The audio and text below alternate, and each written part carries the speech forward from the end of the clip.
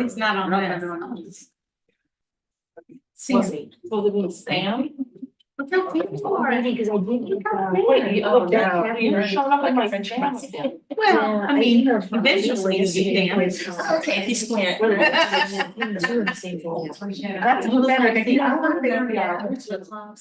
The bears. Okay, so. So it's not.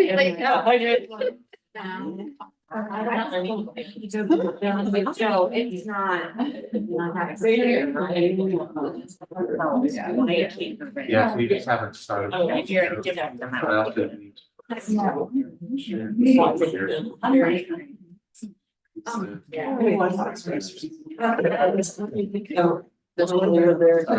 it, okay.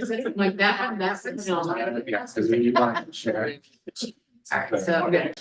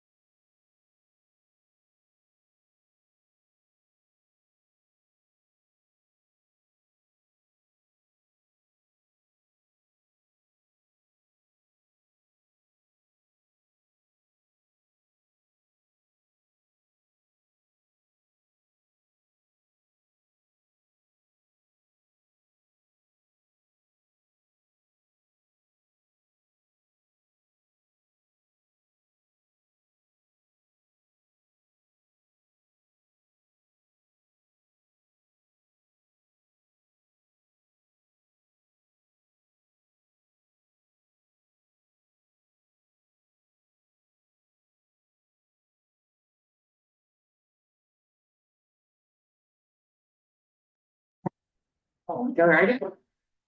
Let's meeting to order. Please take roll. Mrs. Leskowitz here, Mrs. Butler here, Mrs. Donahue here, Mrs. Kiplinger here. At this point, Mr. Beach is not here.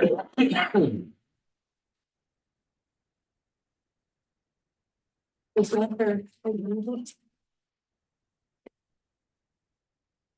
I pledge allegiance to the flag of the United States of America and to the republic for which it stands, one nation, under God, indivisible, with liberty and justice for all.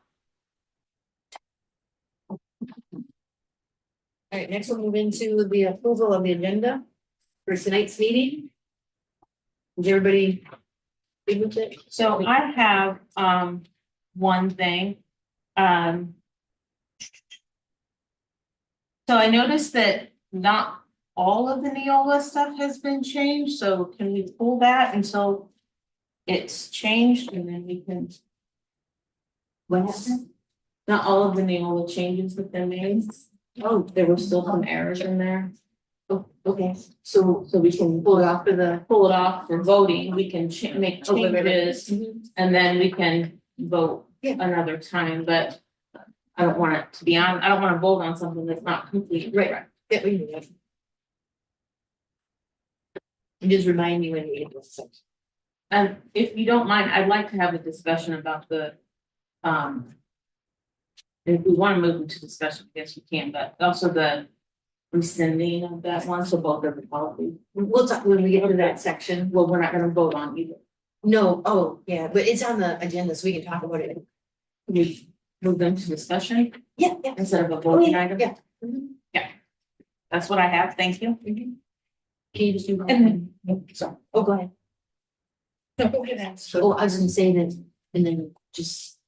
Watch me if I, I'll do my best. thank you. Yes, ma'am. Thank you. Potentially have, sorry, two to ask and have pulled for tonight, please.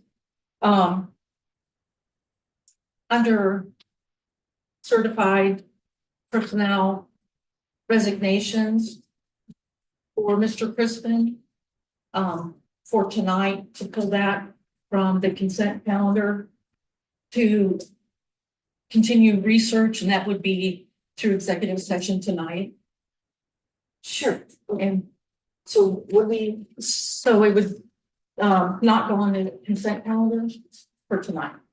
but Or for, the, then continue the discussion in executive session under item number 1. okay, I'm gonna make, Oh, for, it's like not, is it on the certified 9? Yes, 9, I'm okay, sorry. you're fine, that's okay. And the, 9F. 9F, didn't was changed yesterday.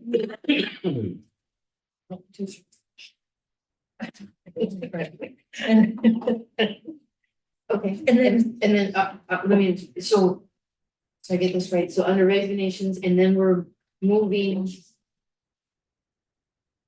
Just for Mr. Crispin, the other two are good, okay, and we're moving him to executive session? yes. Yes. The discussion for that being the executive session and Okay, tonight. to approve the resignation, or just more discussion, and then we'll figure out what we need to Pull it from tonight's agenda and have further discussion tonight in the executive in session, the executive session. okay? And then I was gonna ask about the facilities committee. Apologize, didn't have that one marked. It's listed as a discussion, so we are not taking any action on that tonight then? It's just a discussion? Right, there never was any action, and so, I think that there's some confusion between what some people interpret as the committee and other people. I think we all have different versions of what we think a committee is or does. So, the only thing that was gonna happen tonight was the appointment of those individuals for the member, but that is supposed to be an action done by the board president. But I That was the only- with the full board.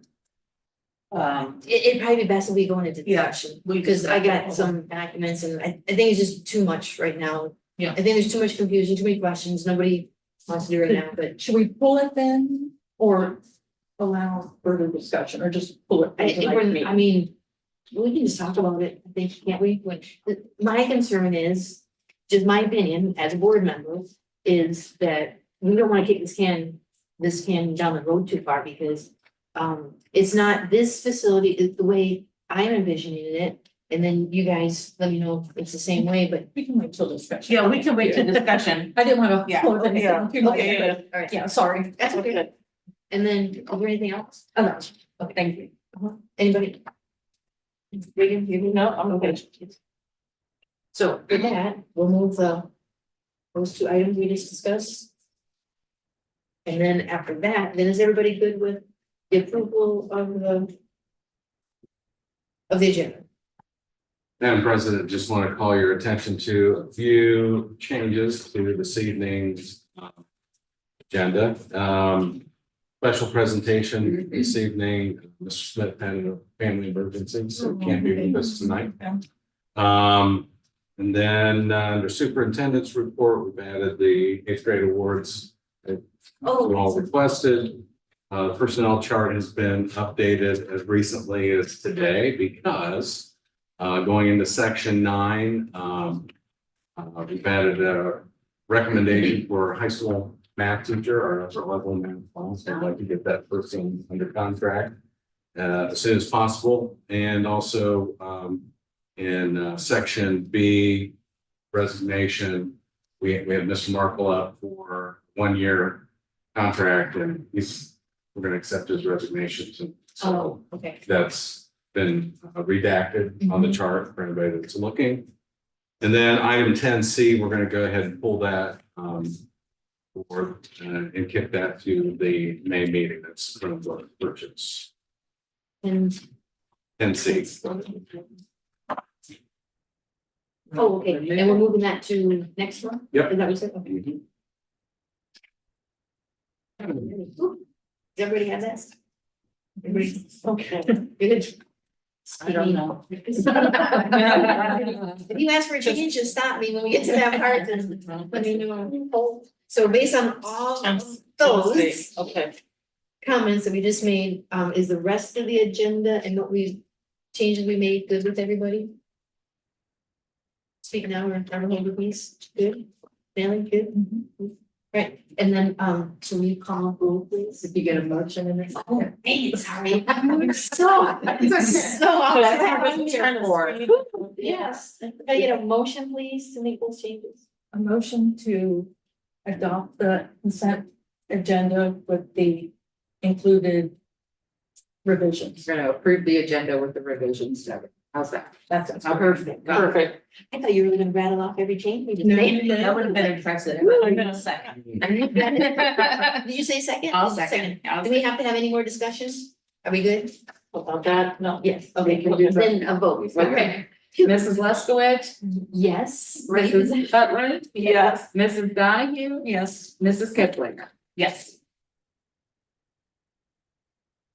All right, excellent. Now we're on to the approval of the minutes for the meetings noted. Can I have a motion, please, to approve those minutes? Make a motion to approve the minutes. Can I have a second? I'll second that. Is there any discussion that anyone wants to have? I thought we were having a lot of meetings.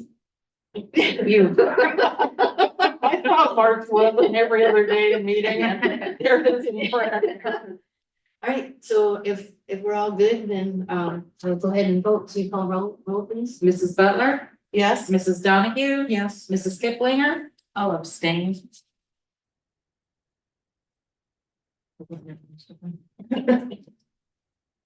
Mrs. Leskowitz. Yes.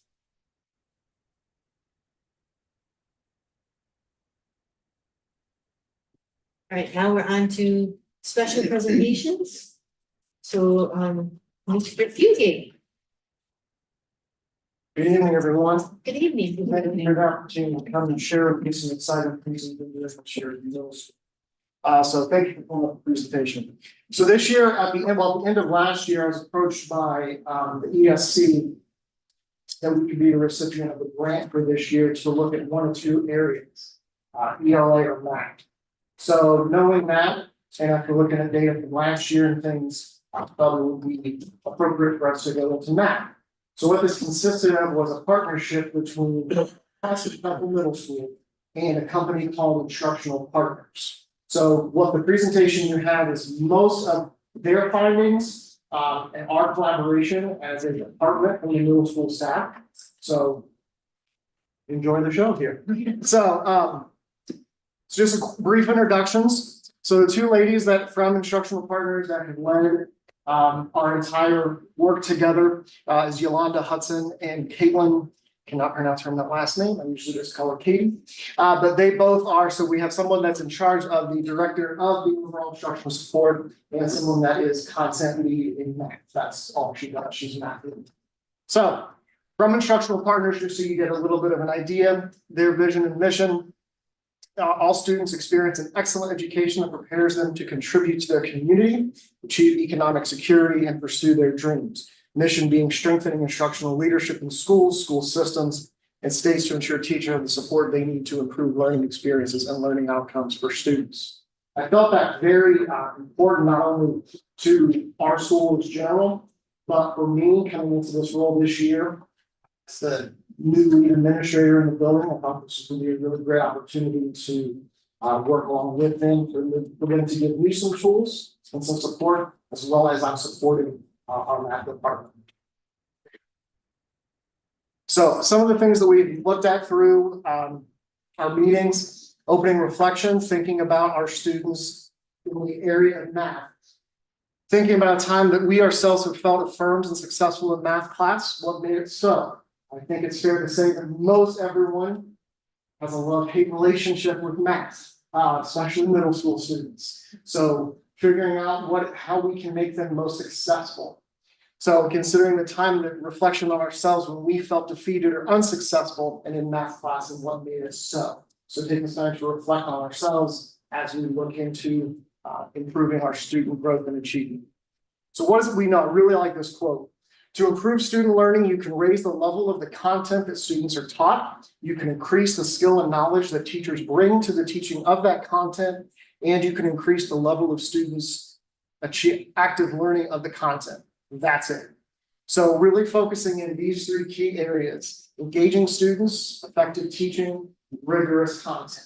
So looking at those three areas as we're approaching the way that we as Bethel Middle School are presenting math to our students. So materials matter. When we have our teachers go into the classrooms and the curriculums that they're using, we want to make sure that it's high quality instructional material to make sure that what we're using is 100% in line with our state standards given to us by ODE or DEW, and making sure that what we're teaching is in line with that. So when teachers have access to that high quality aligned instructional materials, it makes a difference in their classroom practice. Again, a quote here: when students who started the year behind grade level, which unfortunately that has happened a lot, I mean, that happens every year, but as we are so many years now getting out of COVID, we're still seeing those gaps, and unfortunately we still will. But we're given more grade appropriate assignments, stronger instruction, deeper engagement, and higher expectations. The gap between these students and their higher achieving peers began to narrow substantially.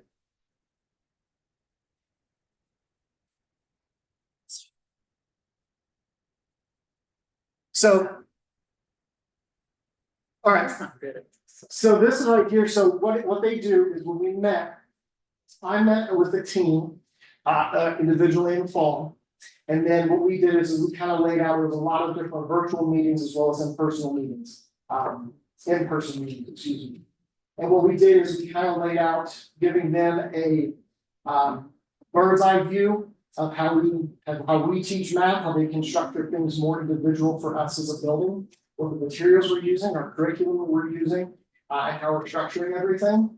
And then, so when they came in, we talked about the reintroducing the instructional round team and reviewing our work together. We're familiarizing ourselves with instructional practice guide for math and reviewing the schedule.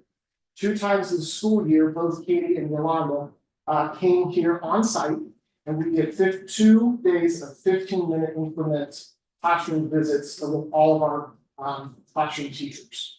For the second trip, we actually had the opportunity to have three members from the Department of Education and Workforce came as well to observe. It was really a great opportunity because it was not only the opportunity for myself and for the team to potentially ask questions to the instructional partners that we've been doing all year, but then some questions that were like, well, what does the state stance on this? What's the state stance on that? And we had that live person in the room to really dig deep into some questions as well. In particular, one of the gentlemen who he is math content for all the decision making for the city. He's part of that team. It was really nice to get the opportunity to speak with him and see both areas of success and growth about what our offerings here at Bethel Middle School. So roles and responsibilities in partnership. So as instructional partners group, they are going to be sharing honest observations about what they see in teaching and learning, and what they understand options for action and trade-offs, building capacity and support learning, standing with us in problem solving with shared accountability for goals, specifically look for equity of access to great instruction and attend to equity in plans. Our role as Bethel Middle School, as the principal and as the teachers, to be present on all walkthroughs and at all planning sessions, lead the decision making, own the decisions, communicate plan clearly, model learning and reflection, and encourage a culture that supports it in others, commit to follow through, specifically look for equity of access to great instruction, and attend to equity in plans. And these are all things that we discussed myself with the instructional partners before we started the process. So this was we talked about last spring. So this right here is the model. So we did our partnership launch. Theory of action was going on the entire time. The short cycles that you see, those were the two opportunities where they came in on campus and met and observed. So two bottom line questions that govern student learning. These were the things that myself and the instructional partners looked at when we went into each classroom. Are all students getting access to the right content? And are all students being supported to learn the content that is taught? If you look at the 4-quadrant box, the answers that we come up with these questions fell into one of these 4 categories. Not the right content, all students learn what's being taught. Not the right content, and all students do not learn what is taught. Right content, and all students learn what is taught. Right content, all students do not learn what is taught. Now, with looking at those 4 quadrants, I think it's pretty fair we all can guess where we would like for those to go. We want the evidence to be able to get into those. So if you scroll down, our very first instructional round on September the 20th, I didn't let the teachers know that they would be coming in. They knew that we were doing this partnership, but I wanted it to be a true take of what it is we're doing. I didn't want to necessarily see anything different. I wanted it to be a true read. So looking that we were in the top quadrants, which were great, that's where we want them to be. But you can see where it fell. And please try to remember that as we go to where we were in the spring. You'll see some growth. So from our first core action, we don't need that slide. I'm sorry if I.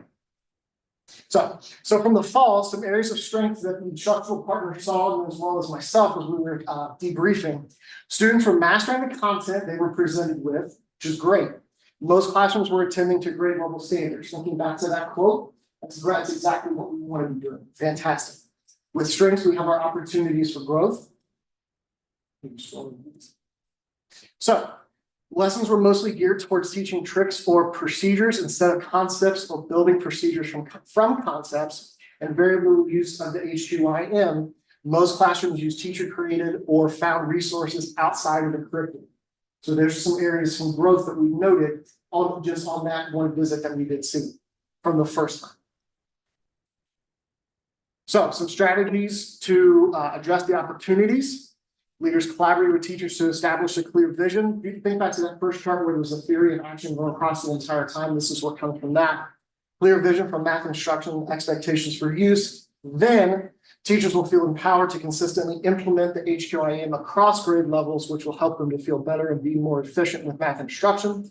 And in turn, will encourage students to engage in productive struggle so that every student can articulate their thinking around math concept and become outcome because they fully understand the material and feel affirmed by their teachers. One thing that I took away from all of this and still am is when the students are in the classrooms, you don't necessarily think of them as students. By the time that they're in math, they are mathematicians. So really gearing that mindset to that. Yes, they're still students, but they're learning how to learning through the math and how they can actually, the practical application of it. So vision for math instruction. So we met as a teacher team in January, and this is the statement that we came up with that the teachers, we discussed and we brought out and said, okay, we like this, we don't like this. This is what we came up with as a vision statement for the math department. At Bethel, we believe that an effective teacher provides students with appropriate challenges, encourages perseverance in solving problems, and supports productive struggle in learning mathematics. We also believe that assessment is an ongoing process that's embedded in instruction to support student learning and make adjustments to instruction. So from there, we were able to unbox what the students' actions are and what the teachers' actions are to then go back and make sure we're hitting those goals. So now we're going to be going to, this is the same slide as before. This is what we're, our rubric basically that we looked at. So going in, you keep going. Keep going, sorry. Keep going, sorry, I think this is the, all right, go up real quick. Go up. Yep, right there, stop, Okay. so. So how do we get to this data? So the things that we use is instructional practice guides for mathematics. That's what they provided to me and that they utilized as well. Questionnaire sheets as we were going into each classroom that really guided the thinking for answering a few of these questions, as well as the Ohio Math Standards. I know that there was an app for everything, but I didn't realize there was an app for standards. So the gentleman from DEW shared with me the app that you can just use it on your phone, type in the content area, and you can go straight to heaven, because if you don't have that, then you're walking around with a really large spiral bound book with all the content. That's about this thing. Anyway, so that was really nice to see incorporating that technology piece, as well as the curriculum access when possible. So looking at those three things as you're going and doing our observations. Keep going, that's just a breakdown. All right, so this is for our second, observation in March. So we're going to be discussing our outcomes for the day, the overview of the instructional planning cycle, our findings and next steps in planning. Again, coming back to that rubric. You going down. So in the second day, so we kept the September 20th data. We were here. March the 6th, we're now on the top right quadrant. Now, Mrs. Hageman, if you could scroll up real quick. I'm sorry. Okay. Okay. Right there. So where we started in September was not, excuse me, not the right content, but all students learn what is taught. Growth showed we are now in the right content and all standards learn what is taught. So I commend the math teachers on where we went and saw them in March. We're moving in that direction.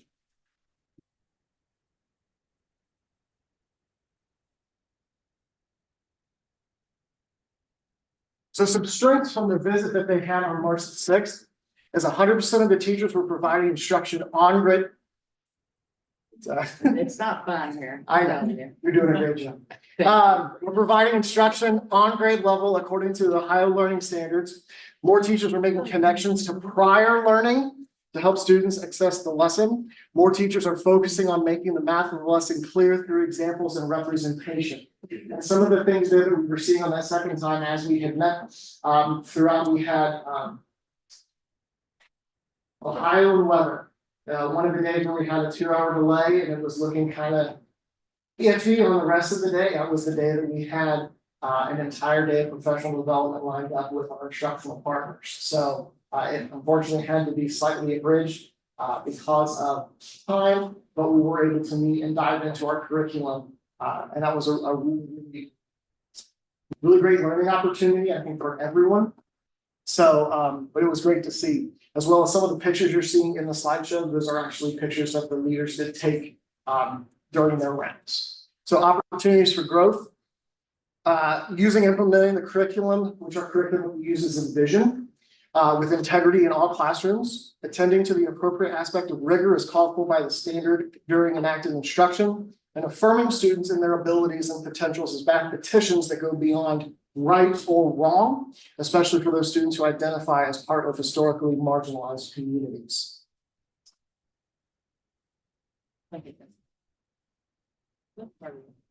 So this next slide is a table comparing the 2 days, September the 20th and March the 6th. You'll see we've made some great leaps as far as the numbers is with the decimals in them. The highest number you're going to get is 4. So we went from a 1.8 to a 3 in standard alignment. We stayed at 3.3 mastery. Jumping down to still the decimal numbers, teacher makes math clear, 1.3 jumps to 2.3. Teacher checks for understanding, 1.3 to 1.8. Teacher affirms student potential from 1.5 to 1.3. One thing that we also did in this opportunity is we were able to poll groups of students randomly with the instructional leaders, and they were just able to ask some questions of the students and get their perspectives as well. Fortunately, I don't have any of those questions that they asked with me tonight. If you would like to know that, I can get that from them. But the But the growth here is fantastic. As far as grade level standards, went from 75% in the fall to 100%. Connections to prior knowledge went from 25% to 75%. Target aspects of rigor went from 0 to 50%. Now granted, this is only 2-day visits, 15, 20-minute increments, but still that amount of growth and that amount of, frankly, little time that was observed. That's great numbers, that's great data. So this is the kind of things that we will be discussing as we were doing our final reflection. Just kind of really thinking about getting that high level feedback for the teachers and for the students and seeing where we can go. My opinion, data is great, but it's the follow through aspect. Where do we go from here? How do we build upon that? How do we strengthen ourselves? We don't need that. And what that's from them. You don't need to worry about the survey. And I did not the one for this evening. So where we do go from here, we still are in the process with the team. I have a meeting with them virtually in the next 2 weeks. I have 2 in the next 2 weeks. One is a celebration of the year with them, and the other is where they've met with me and have asked me some questions about where do we go as a department strengthening these and getting that vertical alignment. And I'd like to take the opportunity to thank you for approving the recommendation of adding the 3 new math teachers. I think that's really going to help our students by accessing the ratio, student teacher ratio, as well as giving all of the students more of an opportunity to get deeper in math. 2 things that I'm really big about as the instruction leader in the building. I've said this to all the teachers, is for students for instruction to be depth and complexity and mastery. So making sure that the students are going deeper into the content and understanding, and that they understand it enough to where they master it. That's what we're really going to show that they understand and can convey in their own words, peer to peer, student to teacher, as far as assessments go. So looking ahead into next year, this is a project that we only were able to utilize for the grant for this year. So setting me up to help lead next year into the team, setting up as far as every few weeks having meetings, what those meetings are going to look like, what's our goals of those meetings, and really working with the entire department, not only vertically, but then also now among grade levels, because now there's going to be 2 teachers teaching that same content. So 2 6, 2 7, and 2 8. So after doing it this year with the math, I did contact them to see if I can get some resources for ELA. So next year, as I'm coming from the launch point with them at the end of this year for math, I can kind of go back and start this process over with our ELA department next year, continuing to strengthen and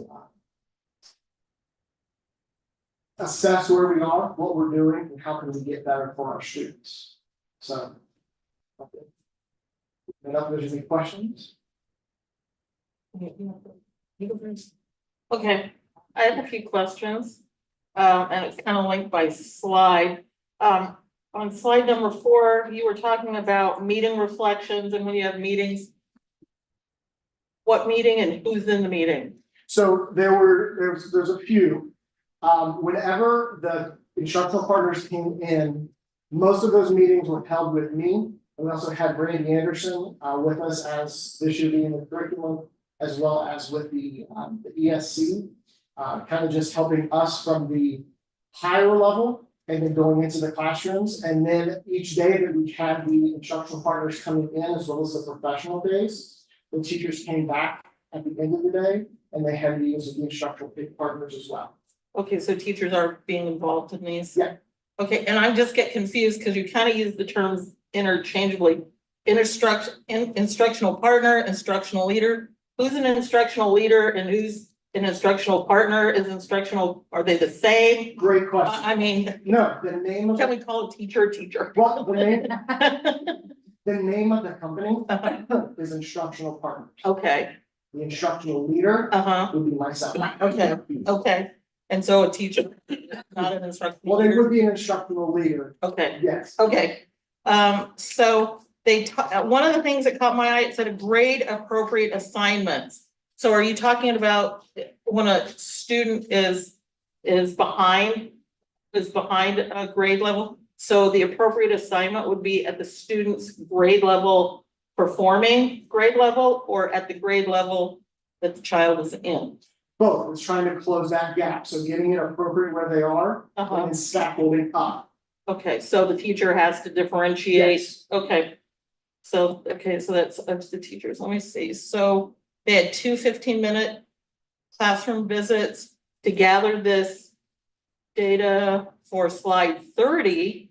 Sorry, I had to do it by. Reagan, you're but- killing me. You don't have to go there, but slide 30, it's the chart with all the growth. Yeah. And I didn't know what numbers you use to arrive at that growth, what input data, what metrics you use, and if they're spending so little time actually in the classroom, how do they extrapolate the time in the classroom to reflect on that chart? So the numbers, like I said, of everything that where the decimals are in, those are out of 4. And again, I can provide for you, and I apologize, I can provide for you the sheets that we did use that they provided that helped us answer those questions, and they yielded that data.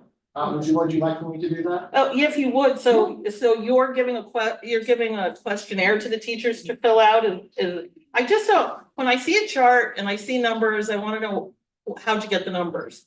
No. And so I'm not mathematical, but I do like to. No, that's fine. And so that would really help. And a lot of the things that you're talking about, instructional partners, seem to be some of the same things that we heard about the SIOP presentation that we were given a few weeks ago about representation and different ways. So that's really interesting. Something in there on slide 29 called Envision. Is that a new program? Are they using it now? They are using it now. Okay. It is our curriculum. We're in the 2nd year of that curriculum adoption. Okay, do the teachers have have they had really any demonstrative input other than slide 16 where they came up with sorry. You're okay. You're gonna make me learn this one way or another, right? You're gonna learn up and down tonight, Ms. Hageman. That's all right. Ms. So Silver. so slide 16, as I understand, they all got together and formulated this vision, so do they have any other interaction with instructional partners? Yes, we did have, so part of the plan was to have that full day professional development with the instructor, Katie and Yolanda. Yeah. So as far from what their plan is that the company provides to us, that was their level of involvement that they said to us that they would be doing. Okay, super, and I promise it's my last question. You're fine. So we have this year on a grant. So going forward, is this going to still be covered by a grant, or is this, It's a 1-year program. okay, So it was a grant that I said we received through the Miami County, yes. right, So it not necessarily isn't available for us. I have asked for the resources for who the ELA content leads are, so we can get some pricing if we want to entertain that. But I had a conversation with Mr. Chrisman after going through this with the math contents and the resources that I have and the resources that I've been given with Yolanda and Katie. I feel on a smaller scale, I feel like I could lead something like this next year for ELA. okay. I thank you for your presentation, and if I have any more questions, I know where to find you. Most definitely. And I also want to take the opportunity to invite you to come in, any of you to come into our building. We'd love to have you. I know we've got state testing again starting tomorrow, but please be a familiar face. Come in, and I do have a coffee machine in my office, so make a cup of coffee and we can chat. Thank you. Thank you very much. Anybody else? I have one thing that caught my attention and raised my eyebrows. It said under the opportunity for growth slide. Do you have the number? I don't know. I wasn't counting. It said that it would math skills go beyond next. There we go. There we go, the last one. Mhm.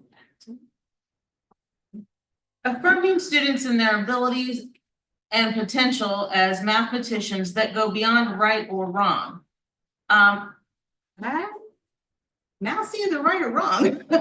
So I mean, like. To me, there's not a lot of gray area. I mean, I get that math is a process. And sometimes you can be on the right path and then go the wrong way. But math's either right or wrong. And I really have a problem with trying to put students in affinity groups when we really just need to be teaching all students, regardless. So,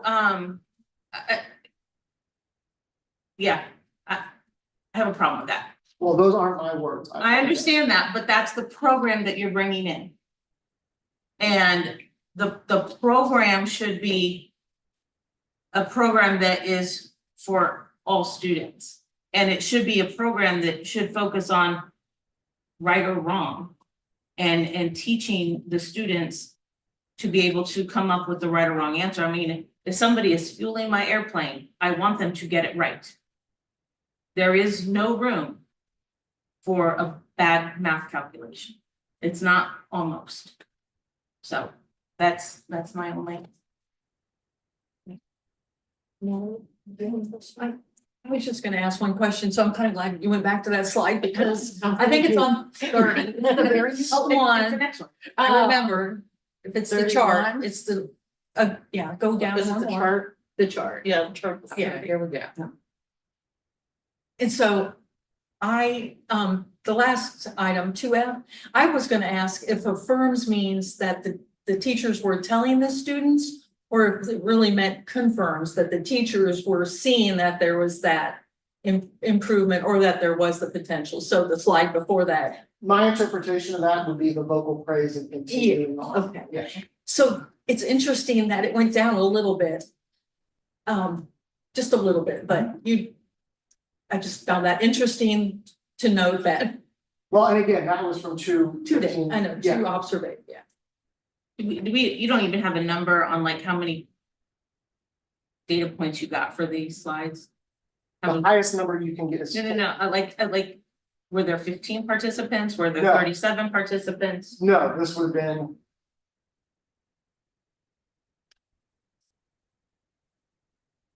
Five the first time. And then at least 5 the second time.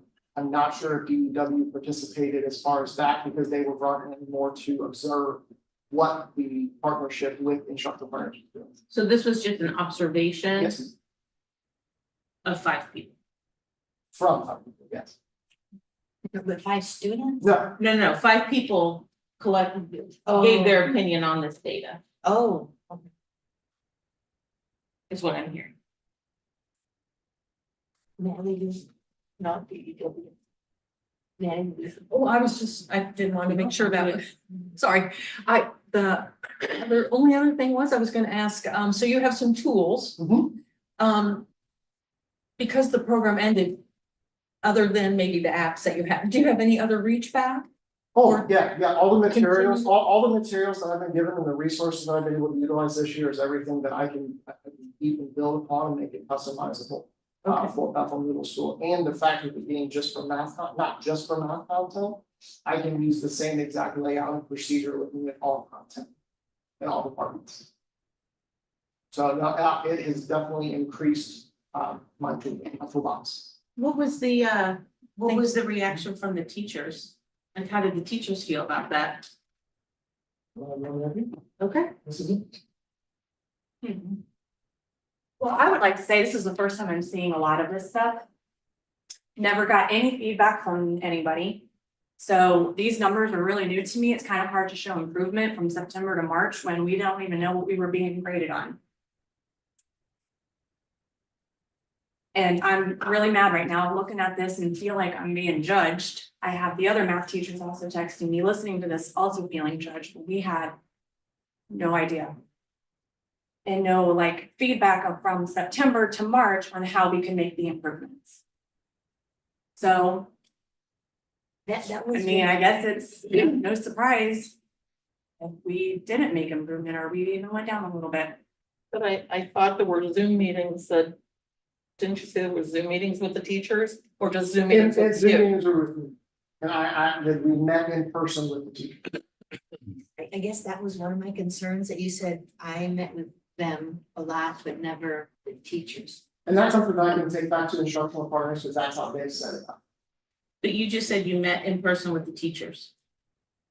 The program, the layout of how they implemented, the implementation was set up from instructional partners. So this is what they gave to me, and this is how they went. Is what I'm Oh, saying. okay, so this is just a blanket program. It wasn't made for us. It No. was, it was just Correct, their program. Okay, And you pick Okay. math, but you could pick any. Correct. okay. But it's still supposed to be a program to improve instruction. yes. But the teachers weren't involved. They were observed, we had our meetings, we had our professional development days and opportunities to meet with the instructional partners. But when Wait, asked like you for and the math feedback, team? we haven't gotten feedback on any of it. But did you meet with, did you? We did have a sit-down meeting in January. Where we were asked to develop that vision, but we essentially picked from a list of things that we agreed with. But the mission was not very clear, like on where we were going with all of this, but. And then we had the other PD in March where we sat down with the curriculum and we looked at standards. And how our stuff connected to the standards, but it was, I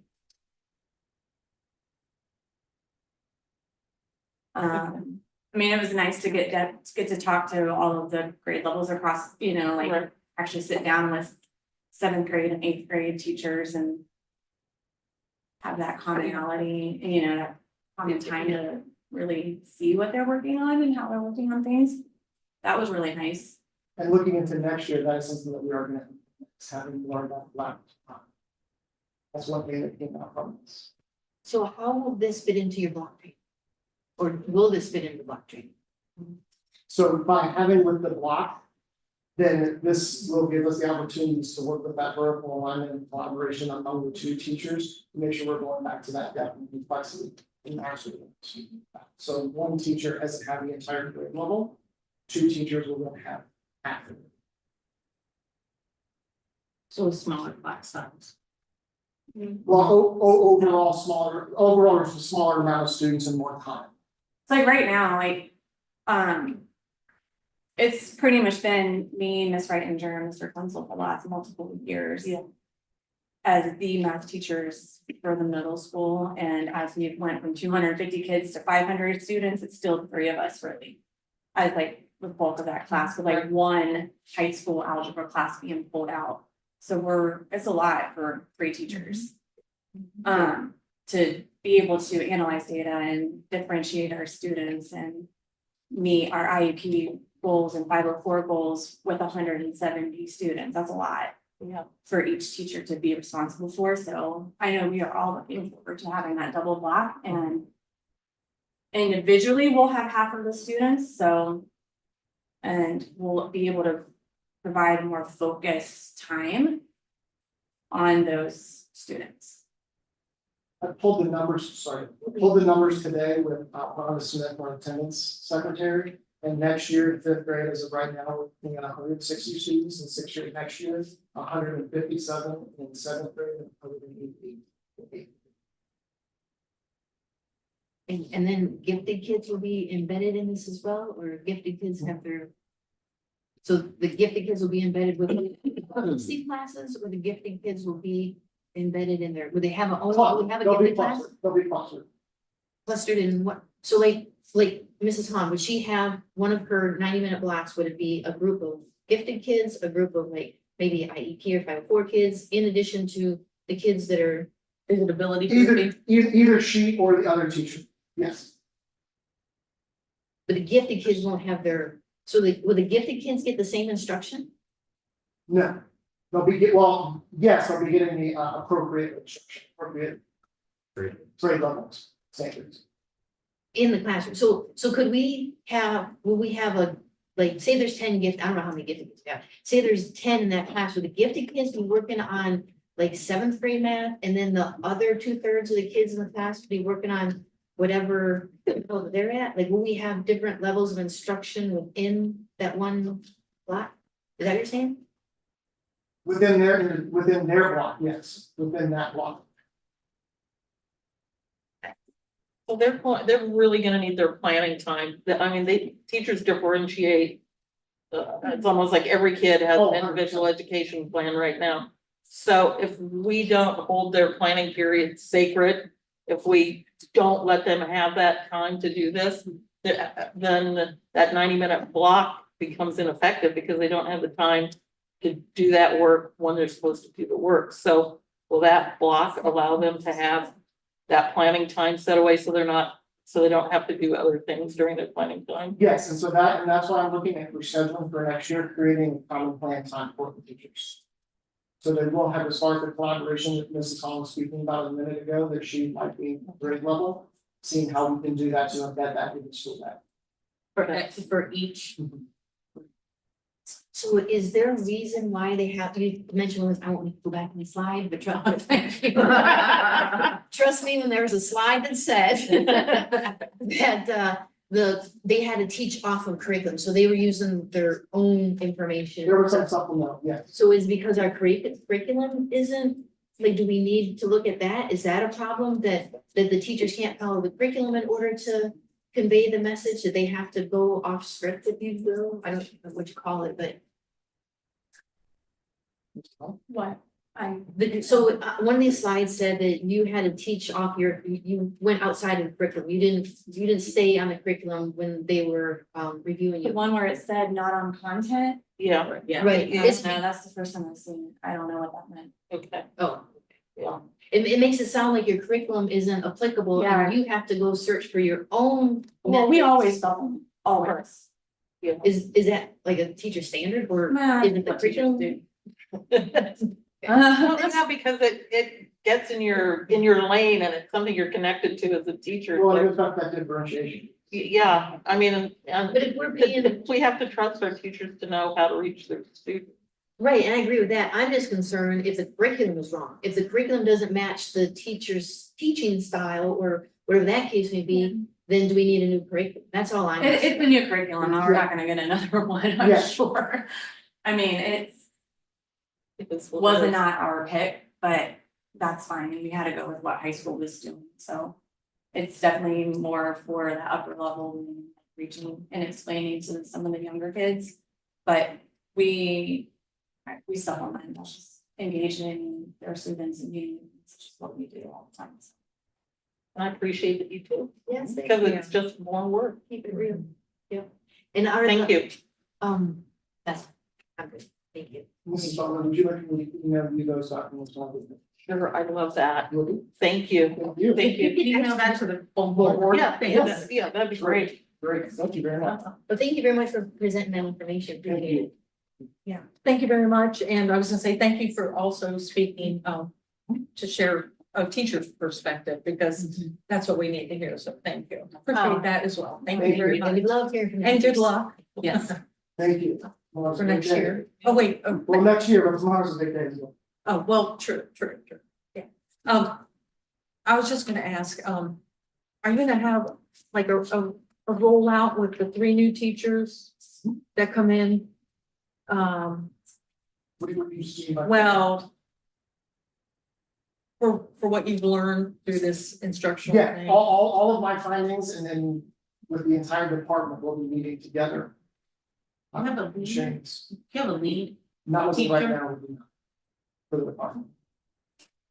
And I just have one more thing. You're not gonna use this in their evaluation. No. Or, okay. Okay, so Mrs. Long, do you feel like that it was an accurate capture? 'Cause I'm just still going back to, they were in the classroom for 15 minutes, they got a snapshot of what happened. How in the world did they measure that they went from the left quadrant to the right quadrant? That was all of the sheets I'm gonna share with you, so you'll be able to see those, that. And I'm just mean, like, Yeah. That's a very small amount of time to make. yeah, Yeah, I that's think- my point, not, It's yeah. an opinion. Yes, I mean, how would you ever And you know, measure, how would they even? Catch up. Right, it would take me, I mean, I'm not a sharp little shed, so it'd take me longer, but it would take me like 2 days to learn a math concept and then to try to go back to apply it and then be measured on whether or not the teacher taught me enough to regurgitate what I just learned, or prove that I learned something, or prove that she taught something. Like, I guess that would be my other concern, that tools are great, but I don't know, are they fixing a problem, or do we have a problem, or? We're just assessing and see how we can grow. Thank you. Thank you. Thank you. I'll get to those to you shortly. Thank you. Thank you. Thank you. Alright, so now we're on to unfinished business for the income tax discussion. Yes.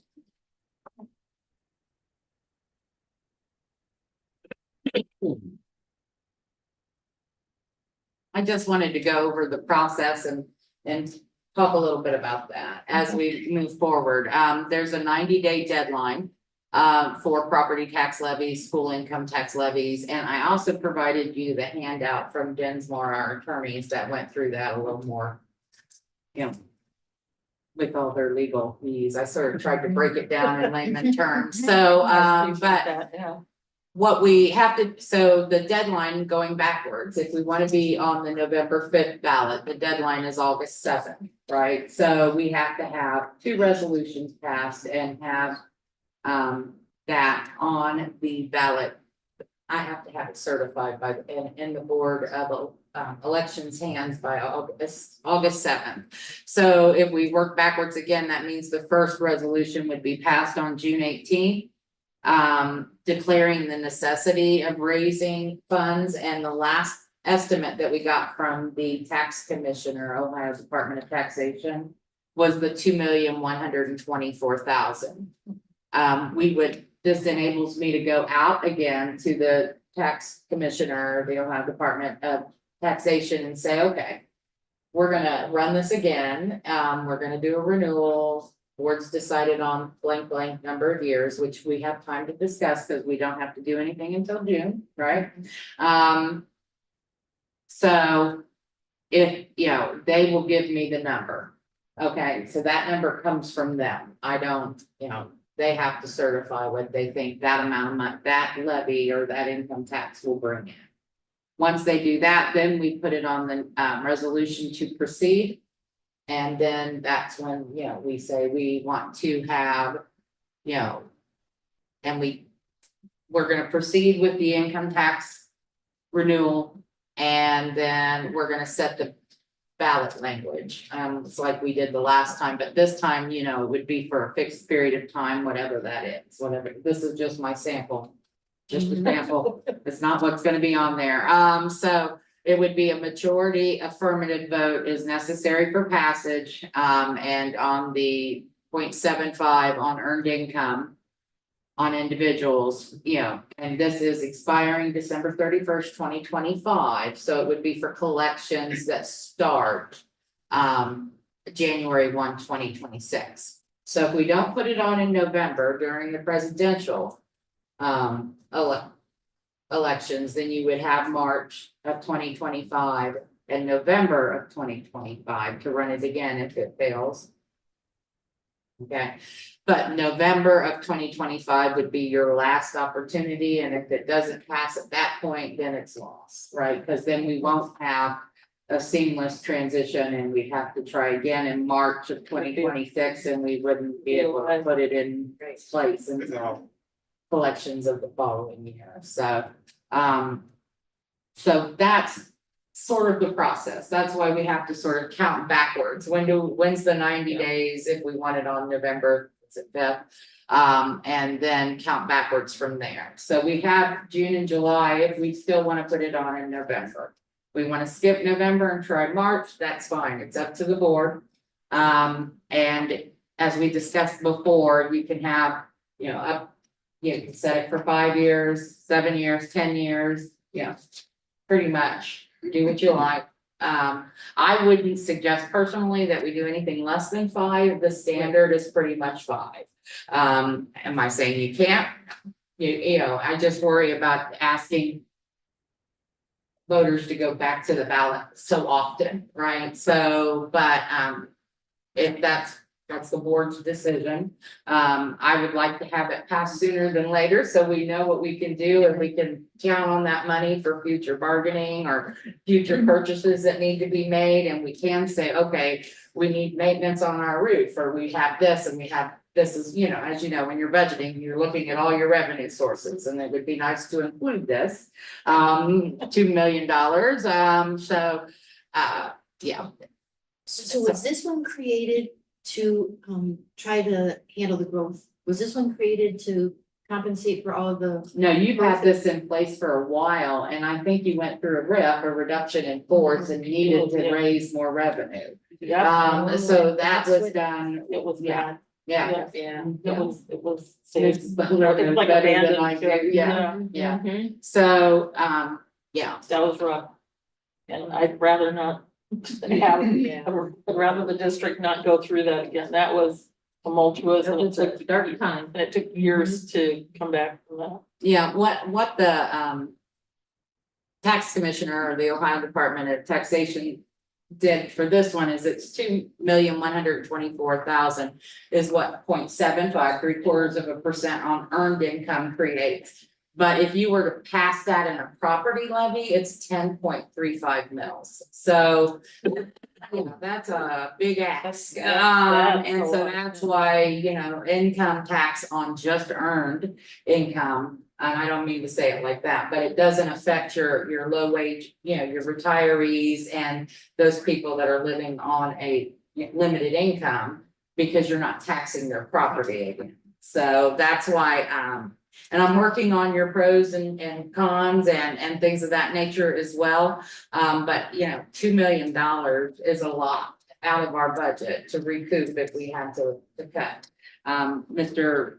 Crispin and I were just talking, it's like the average teacher has a master's degree. And here it's like step 2, which is like 53,000. It would take like 28 teachers to make up $2.1 million.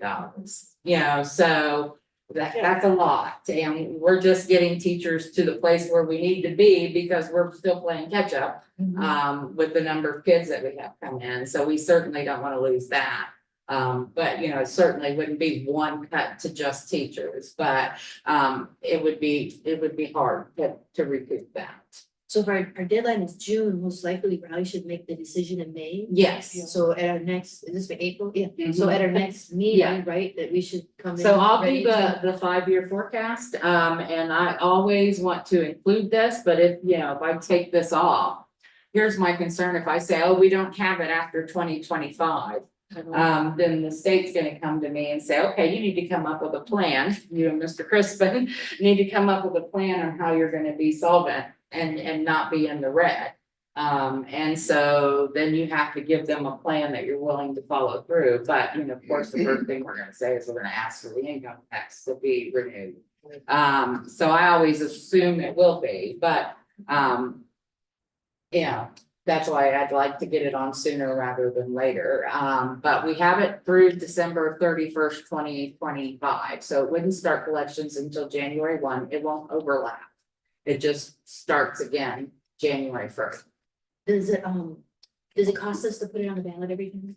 No, not in I don't think it cost us anything because it's a primary. I think that you can put it on Oh, in okay. November. No, I'll double check, but I'm pretty sure we can. Yeah, No harm, no foul if we put it Yeah. on in June correct. and then try it, and if it doesn't work, we just keep putting it on. Yes, there's a cost in the March, you know, like we Oh, had, okay, yeah, okay. but there, usually in November not, but I'll double check with the Board of Elections to make sure, but I don't think we have a cost. So at least that one, there's no reason not to. right? Yes, There's no reason not to, or any concern. I mean, I think the Too soon. sooner we can get it passed, then the sooner we can start plans for I agree. what we do in the future and what we can do, you know, what we can provide our staff and well, the kids, the students, so. And I just received, the ballot results from, the certification from the Board of Elections, right? So, total number of votes cast in March was 1,725, 624 for the levy and 1,101 against. It was about 24% of the total number of. Trying to remember, total number of registered voters, we only had 24% that showed up. And of that 24%, there it is, was. So 23.94% turnout, 36.17 voted for, 63.83 voted against. So, you know, it's not. That's not what we want to hear, but so that was the total. I pulled that because I know there was some concern about, I said somewhere around 20% because I couldn't remember at our work session, but that is right off the Board of Elections website, and this is what they certify and send us to make sure that we are aware of what the vote was. So I wanted to share that. So from the board perspective, we're going to have to vote on whether or not that we want to ask for 5 or 10 or, and would Judy that information before the May meeting? Is that something? No, because you now can we discuss that discuss in it May. and And then, you know, whatever you instruct me to do in May, we'll get the resolutions written up for June, and then, you know, we'll discuss it again, and then, yeah, go from there. Okay. So you don't have to make a decision right now, but I will provide you with, you know, with some of the pros and the cons and put them out there for everybody, so. And you'll just brief them at the Mhm. next meeting, right? Yep. Thank you. It'll be back on unfinished business, so Okay. we can continue to talk about it. All right, thank you. Miss Donahue, you know. I was waiting for it to click to. I know, give I me know. a minute. Thank you for allowing us to continue the discussion. Tonight, there was. Just to level set for anybody who wasn't here at the workshop session, we know annexation of the 296 acres. Just south of 40, attached to, that would be attached to the original Carriage Trails 1. Was submitted to the Miami County Commissioners in January. And as a result, Huber Heights now has it. Huber Heights City Council now has it in their docket to approve or disapprove eventually in a certain time period. And they typically have 120 days to review, but that cycle starts at a particular time when it's delivered from the Miami County Commissioners to the Huber Council. And so it looks like it might be up for, it could happen at any time for the annexation, but it looks like it could happen potentially by, June or July timeframe. And as a board, we have previously taken the effort and the time to write a resolution saying that we were opposed to the annexation because this particular type 2 annexation has come up 2 times, and both times the sitting board wrote a resolution and approved it and then sent it on to Huber and Miami County Commissioners. So this time in February, this board, it's Rachel, we did our due diligence with the resolution, and it included the new acreage that had been added since 2 years ago when that resolution was done before. So that was the first step. And as we want to move forward, this is coming pretty quickly. And attending a Huber Heights City Council meeting, they were talking about potentially having a town hall or a particular meeting with the school board to talk about the impacts and understand where the board was and the school district was. And that's why I brought it to the workshop meeting last week. And we decided that there was some other steps we were going to look into, but I know there's a quick update that there was the Huber Heights City Council had a workshop meeting tonight. Usually they meet on Mondays, but they met tonight and instead of last night, and annexation was on the topic. There's no citizen or public speaking during their workshop meetings at all, even for items on the agenda. But I know some of our community members were in attendance. And for the township. So, that's where we are. I know Regan and I, and mainly Regan, if you wanna update, we have the same city council contact, and Regan had an update from her. There, and I don't know how, well, I don't wanna speculate, I won't speculate, but the Huber Heights City Council has been led to believe that the Bethel School Board is on board with the annexation and that it doesn't bother us. And that, Bethel schools can have a joint meeting when the time comes, and they may have a town hall. But, they're not going to determine when they're going to do that. But I think that we need to, as a community, if this bothers you, if you have feelings about it, if you would like to, it's really important. You can't go to the council meeting, that you email these council members and tell them how you feel about this, not in vague terms, but how this will affect your quality of life, how this will affect the infrastructure, the traffic, how it affects your kids, how it affects everything.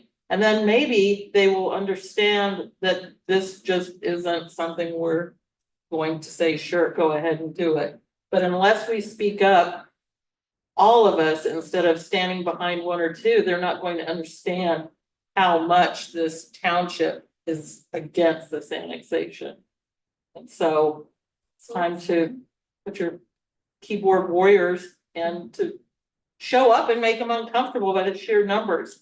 This time around, there Huber Heights, so there are quite a number of people in Huber Heights who don't want the annexation.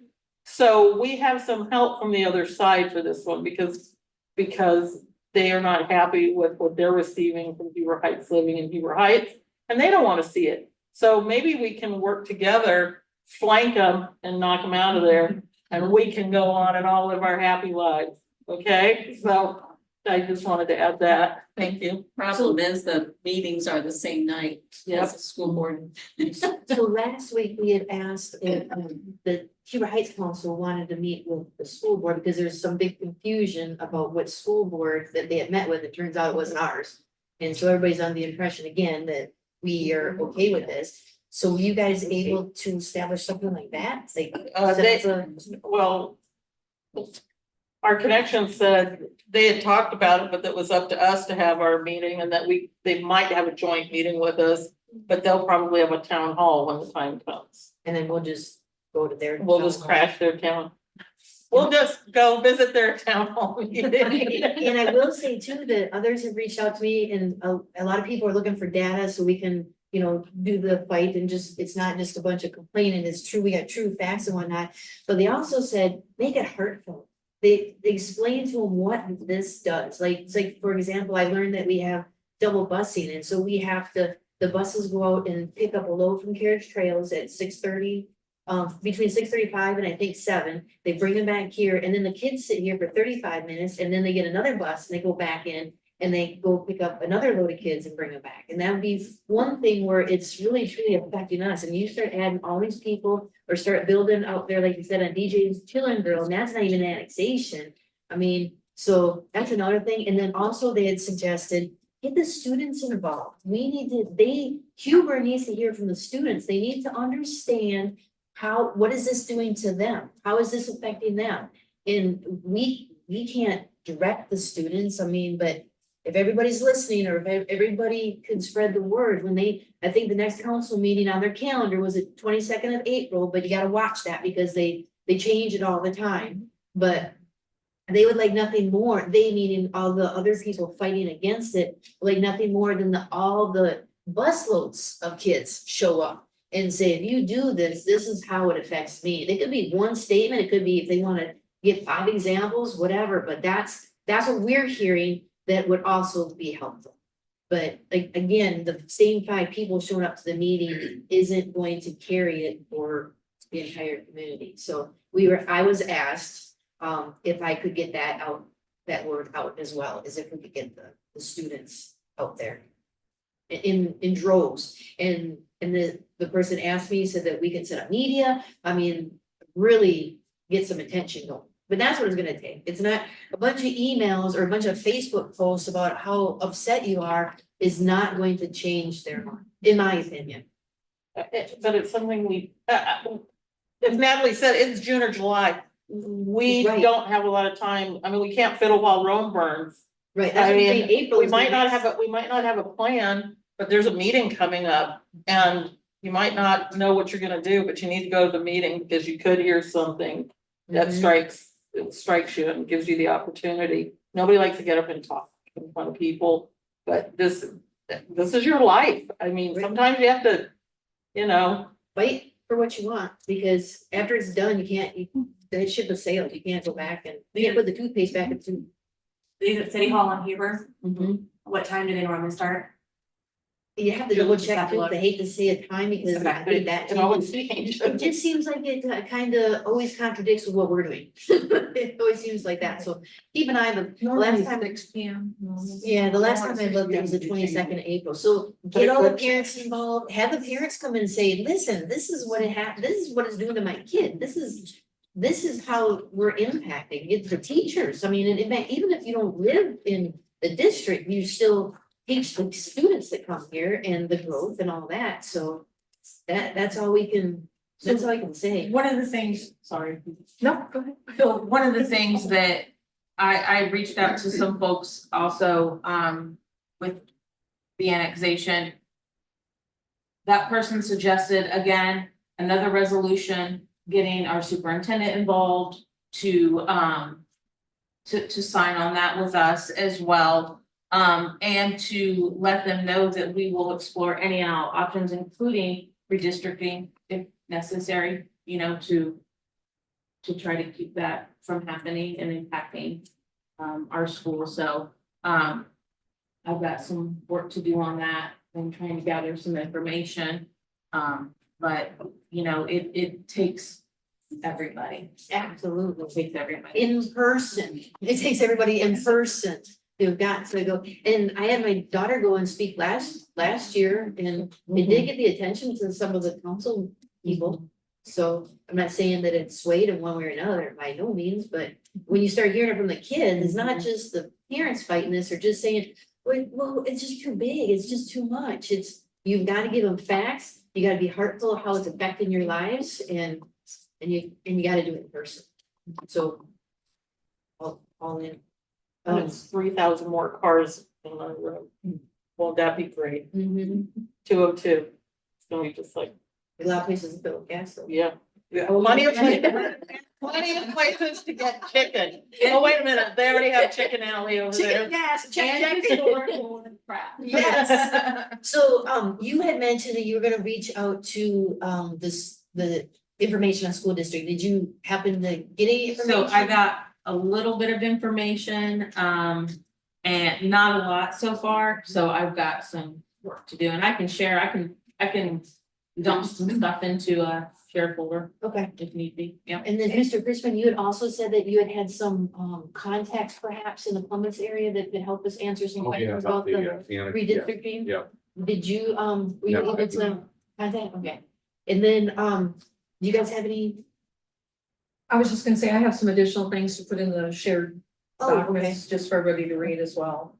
And, the only other thing I was gonna say was that, we have filled their chamber several times over the past two and a half years. And it definitely gets their attention, and, I know many of you in this have comments supported that. So please think about that as well. I think we should be lined up to get in though. There's Yeah. gonna be any Yeah. openings, There's been- there shouldn't be. Standing only room. But even lined up out the, I mean, it should be a lot, and then get the attention of media and whatnot. And then also, we had discussed it on the work session, but just want to make sure everybody's clear and aware that the Mr. Kiefler, correct, is that his name? Mr. Kiefler had requested to come talk to well, he reached out to you, correct? Yes. Yes. Wanted to, meet the, new president, vice president of the board. And then we decided that Natalie really wanted to join. the meeting and Reagan gave up her Like I slot. said, you can have my spot and I'll go get ice cream. Yeah, so we are going to do that and see what he has to say, just informational to hear, he came in with the offering of how can they help. I'm just the messenger, he came in offering like, how can I help, what can I do to support Bethel and those kinds of things. So on I believe it's the 22nd April, we're, Nellie and I are gonna be with Mr. Chrisman and Ms. Hagman, and that gentleman, the developer, are gonna sit down and hear what he has to say, but I just wanted everybody to be aware that that's happening and that's on the calendar. So we're gonna see if he would allow us to record that as well. Yes, and that was the question, so we will ask if that could be recorded, but if not, then we'll just come back and we'll take the notes and explain what happened and what he said and trying, yeah. Keep everybody open communication. According to the Huber Heights website, City Hall Council Chambers, Monday, April 22nd at 6 p.m. is the next meeting. Yeah, so just keep an eye on that again, because and even like the date, well, what they have to do, 24 hours notice, right? Yeah. To change it, so just keep an eye. on it. Refresh. Right, yeah, just keep an eye on it. Right. Thanks, everybody, for the discussion. Oh, absolutely, Appreciate it. thank you for. It's time sensitive. Mhm. Yes, really. Yeah, we get one shot at it, so. Yeah. And do what we can. Is there any more discussion? Anybody else want to talk about anything to annexation related? Okay, so we go into public participation. Do we have anybody for the agenda of public participation? I don't think so. The agenda item, is that the one? Oh, Ms. Bean, do you want to, is not it on the for later? It's on agenda. No, it's not. It's for later. Okay. And there wasn't anybody else, right? I don't miss anybody? No. Had some late entrances, okay. Then we can go into the financial report. Kind of fun with this cursor. So, I mean, you want me to go back through everything or, I think yeah, unless, I mean, did you have any questions from last time or? I think Rachel has some questions, but did you answer? Yes, She did, I did have, but we had the wrong slides up there. we had, as well. yeah, So there was that, but, so I just have a couple things. So check number 89045 on the check register. on the check register. $3,147 for calculators. Do we buy calculators now? Do students not provide their own calculators? No, we buy them. Is it part of their school fees or is it like we buy? Well, them I'm and- trying to find Okay. the check. So, do you know the account number that they were purchased out I of? wrote the number down. I thought that was good. No, I don't have What's it the check memorized. 89045. It's towards the end. I know that. Okay. Go deeper. Let's see if we can. Yeah. Let's think of that. It's 0091130. Yeah, by the class fee, Yeah. 0091130 is a class fee. Okay, so So then it's they are reimbursed. purchasing it Okay. out of class fees. yeah. Okay. If I can see the account, I know where it came from, I'll keep so that in mind. that's Thank a you. class fee account, That's 00. fine. I was just yes. curious. You probably should bring up a little slide to show, right, you're gonna discuss each. I can. Yeah, I think we should. Okay.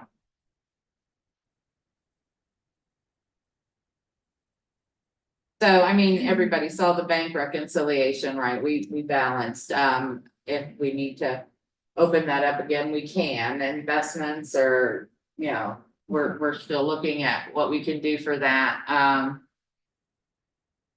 and then, let's see, I'll open that one.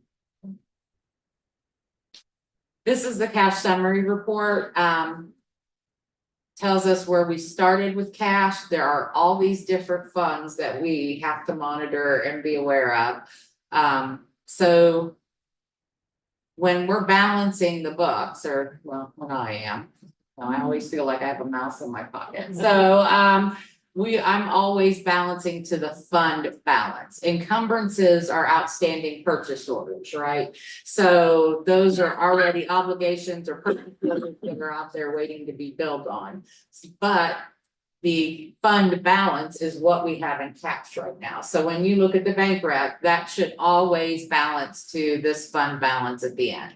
And it's broken down by all these different funds that we have. So that's why I provide that report for everybody. 200s and 300s are student activities, meaning that those are student-led groups. 300s are mostly athletics, but you do have a few larger student groups like that are in the 300s as well.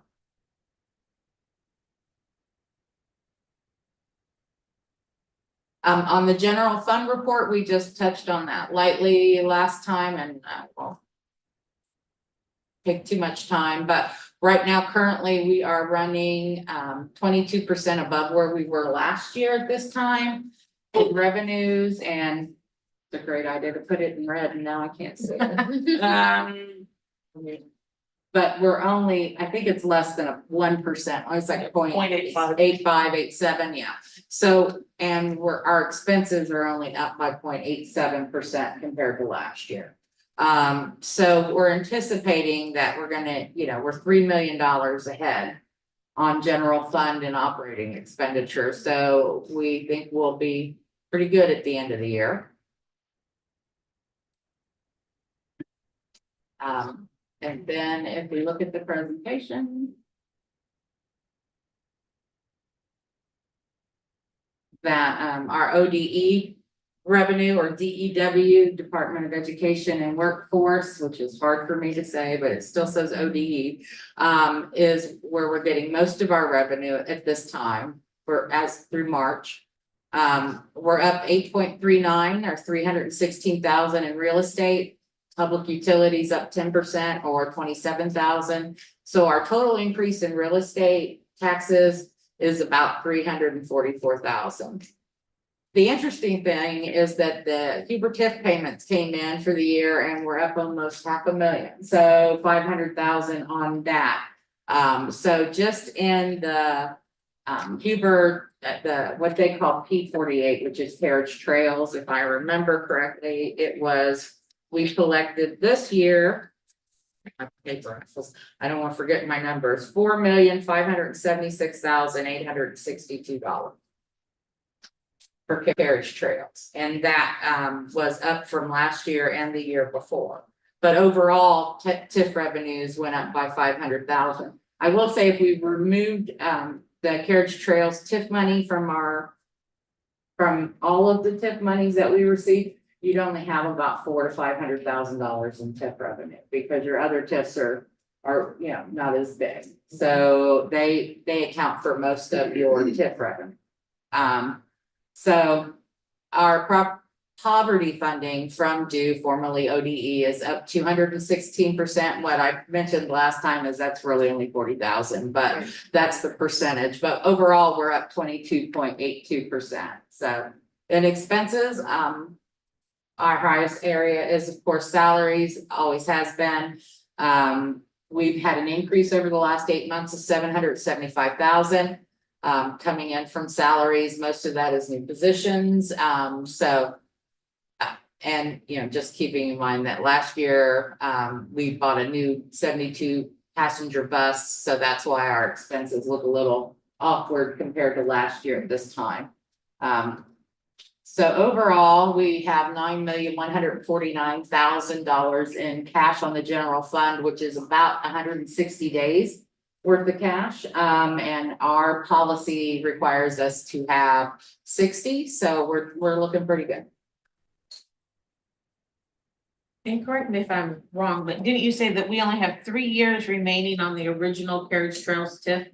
No, we have 3, well, it's actually 4. I thought it was 3, but it's 4. We have that we are putting money, or 30% of that TIF money, into the 070 or the construction account. You can only have that 070 account for 10 years. So you've got 4 more years. This is the 6th year.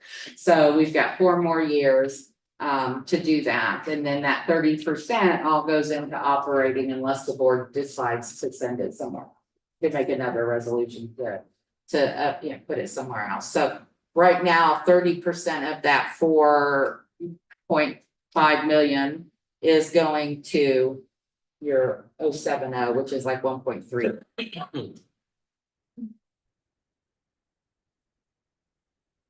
Detailed check register. Is that the only question that you had? This is okay. Amended certificate of available resources. Last month we added some accounts, and that's. I always do that one way or another. I pushed the button wrong. So this is just my estimate of what our revenues are, and this is a summary. It shows general fund, our special revenues, our debt service. What I anticipated our revenues to be.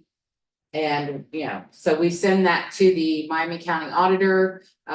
They require that along with our appropriations anytime that we make a change. And so we did have some changes come in, and so need the board's approval to change the amended revenues and the appropriations. And then if we remember correctly, the APCOM report, which is what I call it,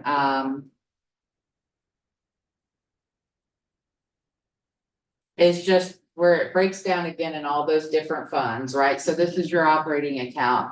We're looking at what our initial cash was when we started the year, what we carried over in open POs. And then what we have available to spend, which is this number plus this number gives you this number.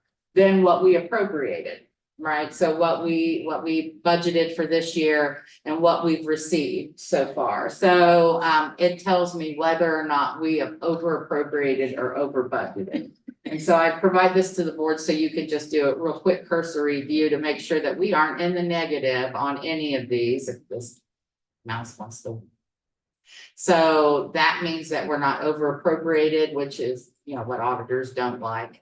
The only time you'll probably see negatives is when we get into the 400s and 500s, because those are grants and it's on a reimbursement basis. So at the end of every month, I will request the money from ODE or DW. So you may see some negatives here on the grant, but I think this month I actually was able to get them in early, so you didn't see those. So, any questions about that? Okay, certificate of availability, hate these, don't like to have them on the board, but we need your approval. This purchase was made before an actual PO was in, and it exceeds my authority, which is $3,000 by Ohio Revised Code and board policy. So, as we talked last time, this is for $6,195.60. So I can't approve it because the invoice is dated in, so the transaction date is 11/9/2023. The statement date is 3/6/2024, and the PO is dated 3/18. So if you look at when the services were performed in November, it's before we issued the PO, and if you look at the statement date, it's still before the PO. So that's why I need your approval. And that's all I have. Right, so do we have a motion to approve the consent agenda for the treasurer's report? Second. Any discussion? Anybody want to say anything? All right, then we. Sorry. Sorry. So, I just had a quick question, and can't imagine that you don't do this, but do we carry open POs for like some of our frequent flyers? We do. I ask that we only do like quarterly. I don't want you to use all your budget in one fell swoop, right? So we look at it from a quarterly basis, like utilities and things of that nature. So we try to estimate out for the next 3 months. So we do 4 POs rather than one big huge one, or because that way you have funds available. Yeah, I mean, that's what I'm thinking, like the plumbers and Granger and some of so the like places. it's the hardest thing for. The hardest departments are like maintenance and transportation, because things break, right? So as you know, I did move that report up. I forgot about it. So you'll see, and this is not unusual. I see it happen all the time. And a lot of districts, I'm tracking who has then and nows and what department, so we know where we need to go back and fix. And we're at 105, which does not make me happy. That's too many. But you're gonna see a lot in transportation and maintenance because things break. Right. Right, so we're working to make sure that they have POs in place for those kind of emergencies. And so we've been working with Anna Durst and Todd Bird to make sure that they have enough in to cover, but not so much that they're eating through their budget quickly, you know?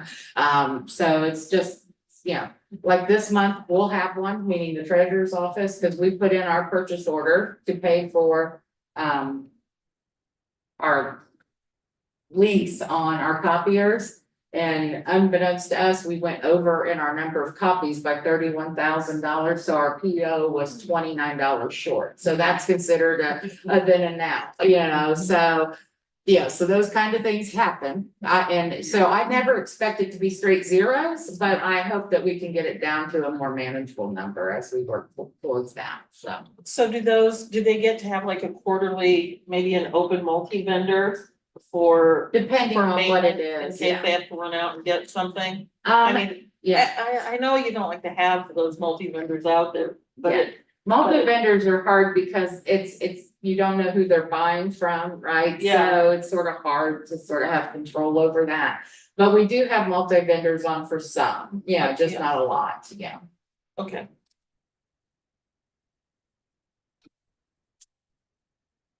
And we went through the motion in a second, right? Never You did. did, Okay. yes. Could, we take roll then, please? Sure, Mrs. Donahue, Yes.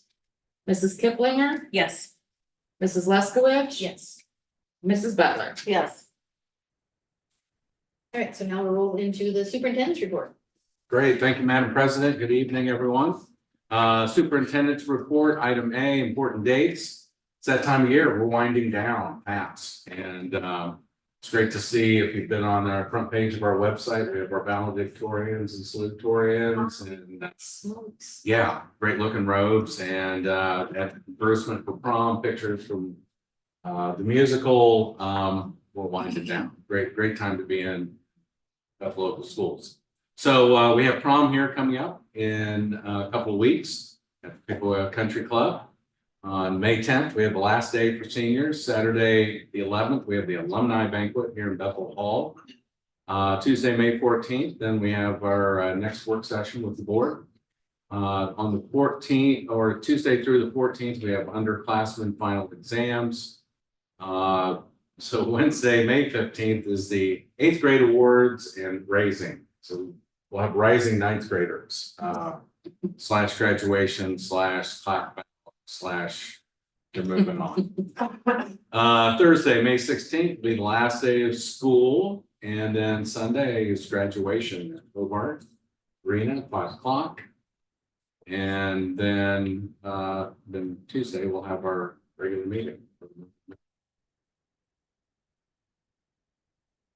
Personnel, apologies, Mrs. Kiplinger, I didn't get that title above that, but these numbers represent the vacancies, the breakdown of vacancies that we have for the upcoming school year. So both classified and certificated. And then with our enrollment popped up to 2 students, 1977. Great. Great year, okay.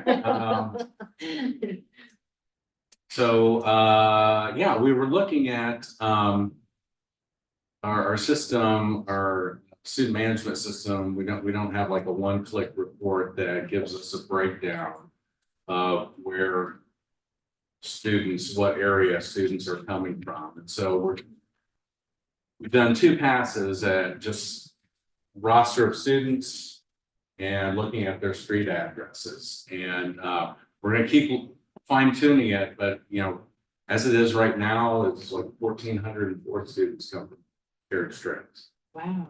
So Was there a report in final forms? Can you go through, like, at the beginning of the year, like I have to say that I want to ride the bus or I don't, and I don't know, we'll have to look. The transportation should tell you who's coming out of. Carriage Trail. we've been working through our EMIS But maybe Report fast ones, system. because at the beginning of the year, they make us say, "Oh, I ride the bus or I don't ride the bus, but everybody gets it. And then Yeah, even if they don't ride the bus, they still want to know how many kids are coming from that area now. Might give you both. I don't know. Yeah. But you said That- 1404. Yeah. 1404 is where we're at right now. Just the data dump and looking at Yeah. it. Everything is that. So that's about 71% of our student population. How many new kindergartens is that number? We're still looking at 154. You starting For next year, I'm sorry, yeah, yes, yeah. Thank you. Thank you for that. So that's our enrollment breakdown. We're still ahead of where we were at, where we finished last year by 63 students. So when will Last you year. update that for April? Because April wasn't on there. It was just through March. I do You do it these at the end of the month. End of the month? Yep. Okay. Yeah. Okay, that's it for the superintendent's report. Madam President, if it's okay, we'll roll into recommendations for certified, for classified, yes? A Mrs. question, Butler has a question.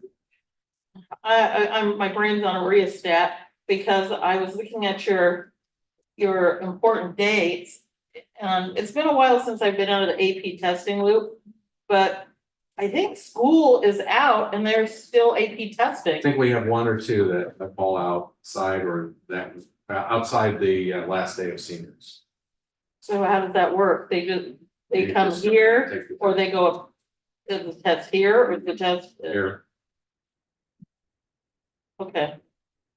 Seems a little odd, but yeah, I'm thinking, wait a minute, the AP testing's still going on. seniors can't have it all, get out early and, Yeah, but if you're really smart or you're really good, I think it's chemistry or biology that's it's the one dangling into that week. Gageville got on with it. so yeah, okay, I hope they don't, Is that hope they don't check out What's that? before they. But yes, Is that another form of state testing? Is that what you mean? No, that's no, AP. their advanced placement. Mhm. Yeah. But were they testing? They take a test, and then based on how they come out, they get a 1 College through credit. 5, Yeah, and you college get, credit. you have the potential to get a college credit at your college Oh, if you pass that test. I see. With a certain score. Yeah. Gotcha. Okay, great. We are into section 8, recommendations for classified personnel. Yep. Pushy.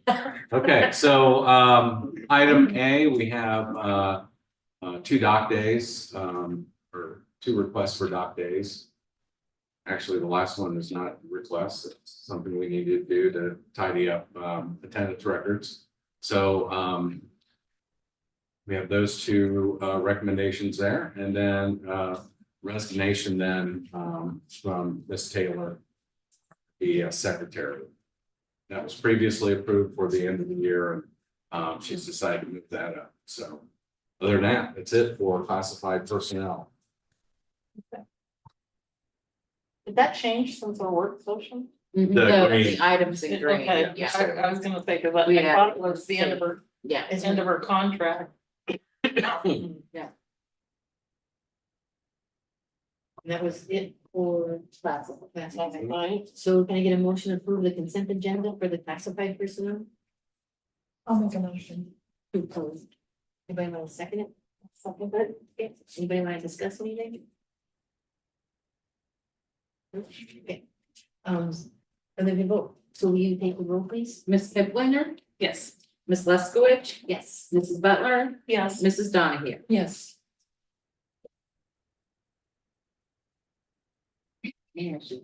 Yeah. Okay. Okay, welcome. Section 9, recommendation and certificated personnel. In section A, applaud the work at the middle school for getting out there. Math, science, and intervention specialists are hot commodities. Those candidates are hot commodities, and feel very fortunate to have been in the pool early, so to speak, and to land 4 of them. One for the high school and for our upper level math classes, which is even harder to find. And then, to get somebody with experience to boot, even better. And then for the 3 positions at the middle school. And then our own Kaylee Folks is going from a classified aide to intervention specialist. She's switching teams kind of, classified to certified. So those 5 recommendations. Under item A, under B, we have all the recommendations for continuing contract, renewals, 1-year contract renewals, and then I believe 1 administrative recommendation. This little part. Yes. And then item C, we have 3 of our colleagues that have qualified and requested continuing contract. We're proud to recommend all 3 of them. Strobridge, Scalt, and Sweden. Then to item D, we have the annual non-renewal of all our supplemental contracts. Then next month, you'll have all the recommendations. And mostly the same people, but maybe a few changes.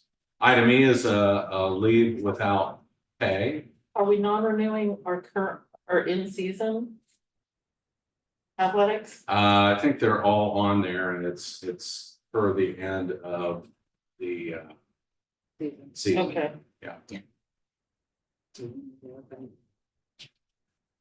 Oh, thank you. Okay, so and then resignations, we just have 2. Mr. Markle is taking a position closer to his residence in Xenia. And Trisha Grove Brown is moving on to new endeavors, and we certainly wish her the best and thank her for her services. Then lastly, item G, no, it's not. We got one more after that. Item G is a recommendation for extended days for Catherine and Molly for the upcoming school year. And then lastly is H, our monthly approval of the ESC substitute list. Excellent, thank you. So mine is, do I have a motion to approve the consent agenda for certified personnel minus the resignation for Mr. Crispin? Awesome. Discussion? Anybody want to discuss? The only thing I just was gonna ask, I don't think you hit it, but I just wanted to make it, is Jennifer Mason still on the list? Yes, I didn't she's on know- the- She's on the administration. Yeah, she's on the. I don't know if you opened it, I was. I didn't, but I can if you No, want. that's okay, I just wanted to make sure that it was still there. She's still I thought there. it was still, Yes, asking for a 3-year. okay, thank you. Right, so you get the motion second, Yes. discuss it and vote, so would you take roll? Whoa, call? whoa, whoa. Oh. Oh, sorry. Slow down. Okay, so I had a couple things. So the, so Kaylee, folks. So she. Can you explain to me, she got her certificate, so she, She got a license. it was an online certificate program, is that correct? He has an intervention specialist license.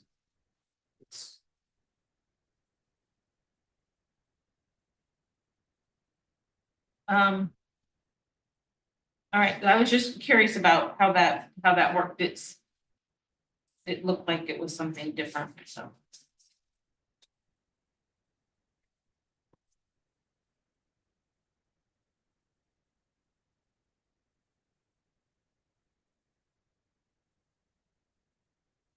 That's all I have. Were you looking it up or we good? Yes. Okay, I mean, I think I'm gonna get it. So. Is there any more? Well, I was just curious as to what the difference between that type of a certificate was. It may have been like a post-bachelor program that she attended, and which isn't technically a master's program, it's just taking up classes in order to get the license. Is but I could do a little more research. Get specifics.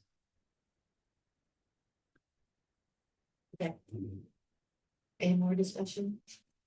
Anybody? Okay. Will you take roll, please? Yes. Mrs. Leskowitz? Yes. Mrs. Butler? Yes. Mrs. Bonnefield? Yes. Mrs. Kiplinger? Yes. And we removed all of the board policies, correct? So A and B have been removed. And C. C, yes. So we go down Oh, to yeah. D. Okay, oh yeah, so now we got the student club proposal.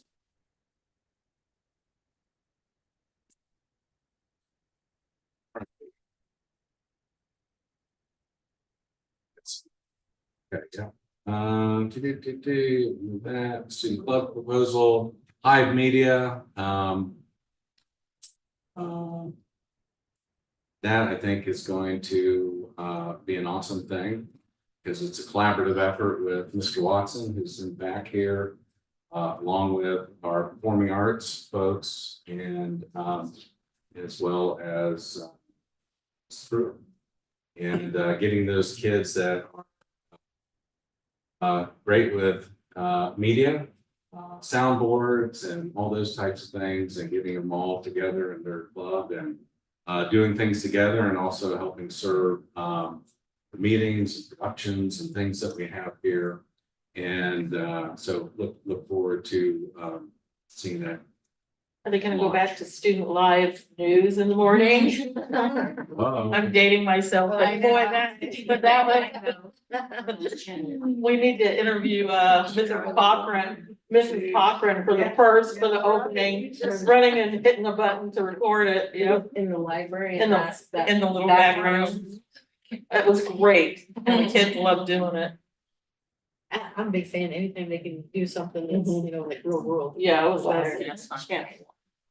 All right, so we, this is me, and I added this one for, it came in after the fact, so after our work session, so.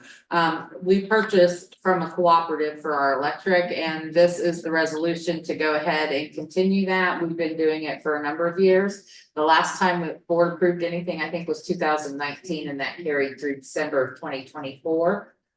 So we have a new one, and the EPC, get my places right, EPC put it out for bid, right? And so they got some bids back, and they negotiated the best deal for the consortium. So that's always good when we can get that, because we all know.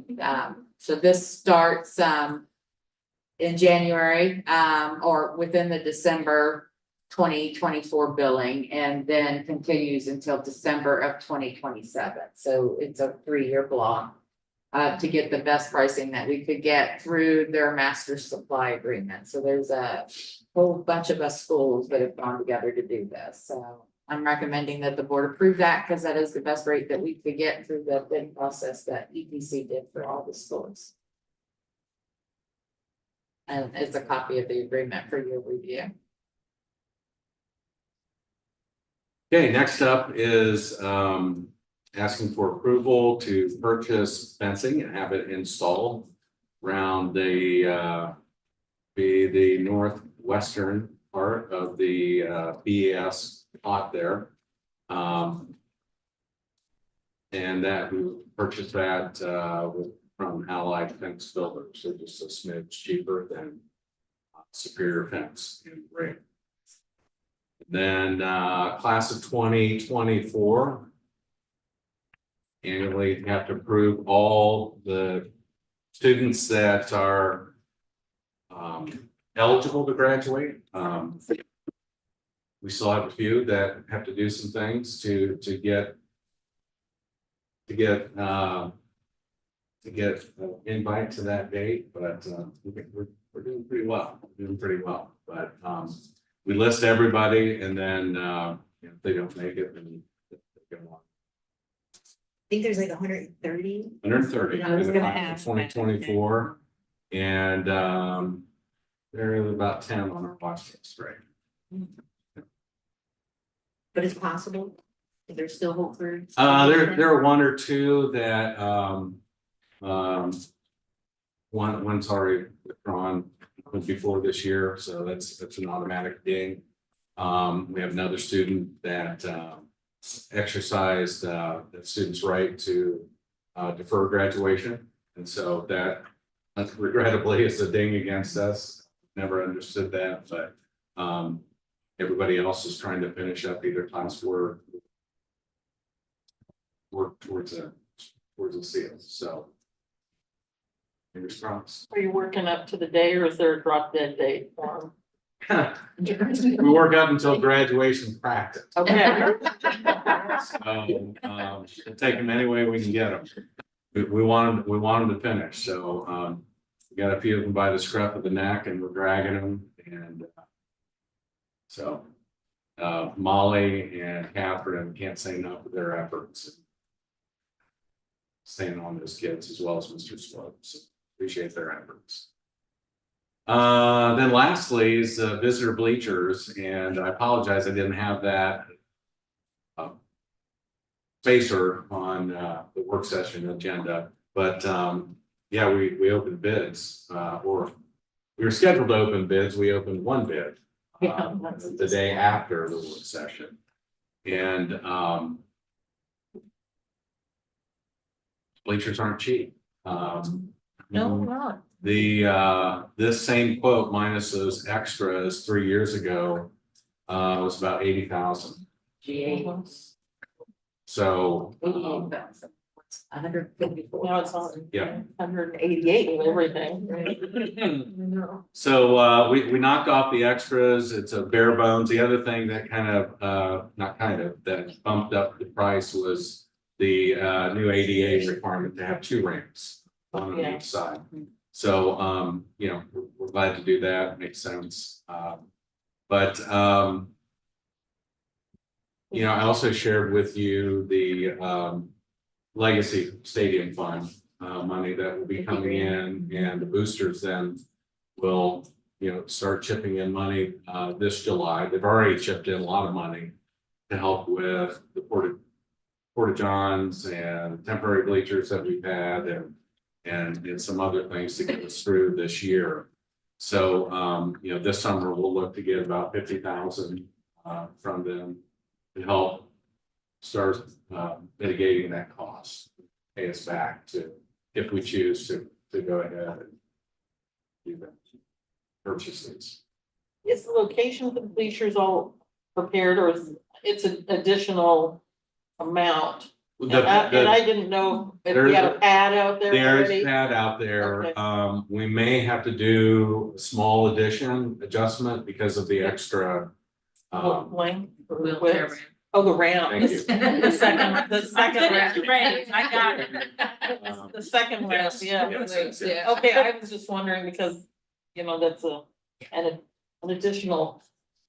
Yeah, for the most part, it's yeah, we have a pretty big pad out there, but I think the southern side is gonna need a little extra. Okay. That's all I have under business. Thank you. So, can I have a motion to approve the consent agenda items or business items? Because, and we didn't have anything taken out there, right? So. So I just need a motion for them. Oh, you, sorry, somebody second. I'll second. Okay. Any discussion? So this is not including the Neola. And. Oh, I'm sorry, yes, exactly. But was Neil in the business section? Okay, then yes. It's a Does it include the motion. A, B, or C? Yeah, B and C, just Excluding- Yes, because of the lack. Or you can say D through H. You can say D through H. Yeah.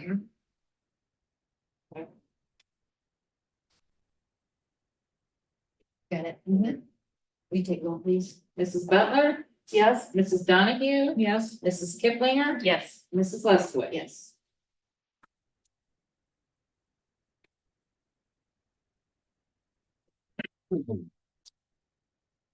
Right now I have a VA update. Okay, I don't have much because April is crazy. Oh my gosh, we have so much to do and so little time. So today is April 16th. School ends in a month. Woo-hoo. Yes. We made it. Counting or anything. But I do want to thank the administrators, guidance counselors, the teachers that are testing. It's so hard to get everybody to test ticket, make sure they're in the right place, that the Chromebooks are working and. Yeah. We got another tornado and just, yeah, so it's just been crazy and I appreciate everyone working together to just get pushed through these last couple of weeks. Thank you. Behave for state testing. Yeah. And hopefully we might, get some more help. Yeah. And now we have the liaison reports. Anybody? You go first. Everybody's looking at me, okay? You guys figured it out. Okay, I just, Get it started. like, because everyone's busy, I didn't get much back, but, athletics. This is what we got. Baseball had a successful trip to Florida over spring break. Listen to this. They beat the defending Alabama state champions. Woo! They're currently sitting first place in the conference. Right on. That is awesome. Coach Goulet's put a lot of work in. First track meet was canceled because of the tornado. But this Thursday is our very first ever track meet in our new stadium. It's gonna be beautiful. We need to go out and enjoy that and cheer our bees around the track. Football's having a golf outing fundraiser at Sugar Isle on Saturday, June 15th. There's registration open for groups and still sponsorship spots. So you want to help out some golf in and help out the football team, that'd be great. Boys and girls golf were selected to host the TRC championship this fall at Sugar Isle. That's a big deal. This is the second time we've hosted the conference tournament in 3 years, so that's pretty cool. Head coaches are beginning to have informational meetings regarding their summer and preseason activities. So everybody needs to be on the lookout for that information. Summer camp dates should be out here in the near future, so you can plan your vacation. And the 24-25 sports pass, all sports passes will go on sale June 1st, and it's a huge savings over your gate prices, huge now that it's $8 a ticket. And final form sports registration for 24-25 will go live on Thursday, June 6th. So that's sports. We had the musical this past weekend, and because of health and family things, I wasn't able to go this year, but I'm sure it's spectacular as always. I heard it was phenomenal. I heard it was really, I mean, I'm not even I heard it exaggerating. was well done. It was And amazing. And Miss Mom was dancing in it.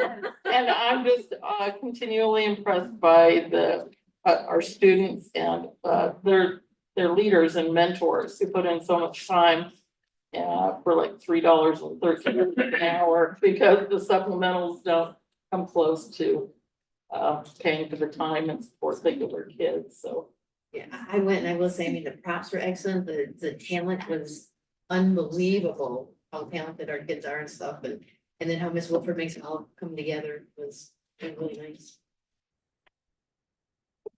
that's it for activities. What's next? So I'll share some good news about Miami Valley CTC students. 51 of our 69 sophomores that applied were accepted, so it's to start their junior years there next fall. Just a seniors note that they have a real nice senior profile, but the kids have to go in and add that to themselves. I'm sure I didn't capture them all. I only got about halfway through, but it is fun reading them all. But I did notice one for Landon Ensley, Austin Hawkins, and Eva Fry. And please go out and check that out. I know there's more on there. I just ran out of time to go through that. Ohio Skills USA Championship was recently held, and we had some Bethel students that excelled there. First place was Grace Watts in criminal justice. Fourth place, chapter display team contest, looked like robotics type activities, was fourth place Ian Pritzer and Liam Sanders. We had a 10th place winner for HVAC skills, and that was Aaron Kay. That was kind of the wrap up of that particular activity for the calendar year. Just want to note that the CTC has an open house, a public open house, to show off the completion of their large construction renovation, and that is Friday, May 10th from 5 to 7:30 p.m. Some other dates to note, and Tina, I can share this with you. You don't have to write this down if you don't want, but April 18th is the FFA Awards and Banquets for the kids, and April 20th is the FCCLA Culinary, sorry, I can't read my writing, culinary skill test. The FCCLA also has a state leadership conference that's happening. And then on May 7th, that is the last day for seniors to attend CTC. And May 16th is the last day for juniors. And of course, the important date is Friday, May 17th, which is they call it their graduation ceremony, 6:30 to 8:30, and that's at UD Arena for the CTC students. So they'll have a busy weekend. That's all. Thank you. So, OFBA stuff, lots of, I mean, as usual, they're talking about a lot of stuff, but not many decisions are being made. So there's been a lot of bills that have come through, DeWine's state address, have threw out a lot of ideas about schools and things that they should and shouldn't do and shouldn't offer. Of course, that's not really gone anywhere yet. So there's a lot of things still in testimony, so there's really not a lot more. Just they're still talking. Thank you. All right, so now that leads us to the facilities committee. So I think Natalie, you wanna discuss?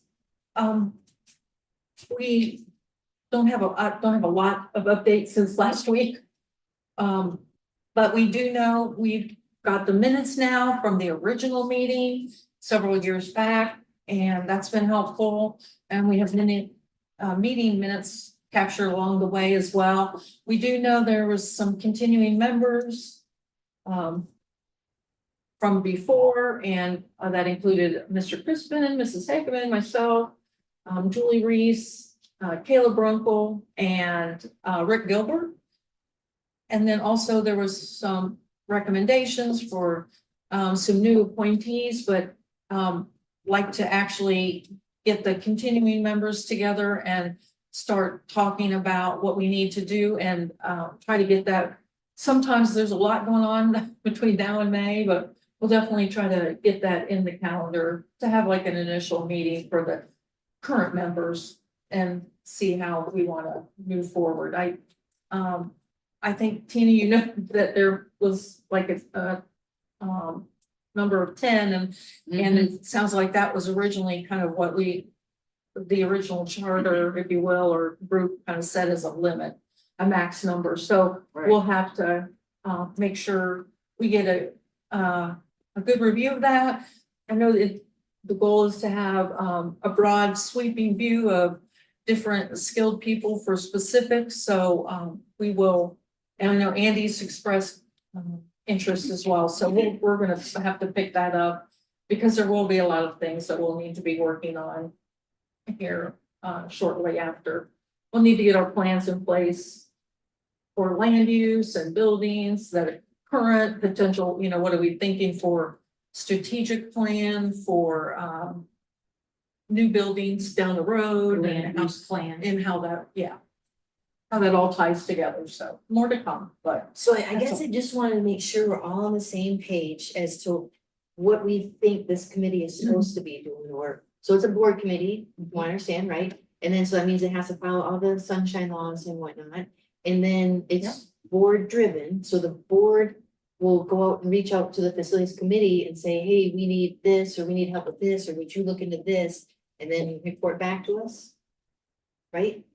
Because I heard you mention, charter, but I guess I'm just not quite sure how all this, I was under the impression that it's a board committee, follows all those rules, and then it's directed by the board. And I don't mean like the board doesn't say when you can meet. The board says, okay, we've got 3 math classes coming up and we have to figure out where we're gonna put them. So where can we make some adjustments in the facility? Or we'd like to look at, if the board wants to have the vision of looking at improving the softball fields or increasing the baseball diamonds, we would reach out, the board would reach out to the committee and say, what can you guys come up with? Where could we put it? How much would it cost? Will we need, a restroom facility with a snack bar in it and those types of things? And so I guess I want to make sure I understand. I don't know what charter, what would the charter be, or what would happen there? Well, honestly, like the charter is kind of the fact that we are really a board subcommittee, I guess is the proper thing. And we do meet in public, so we typically had them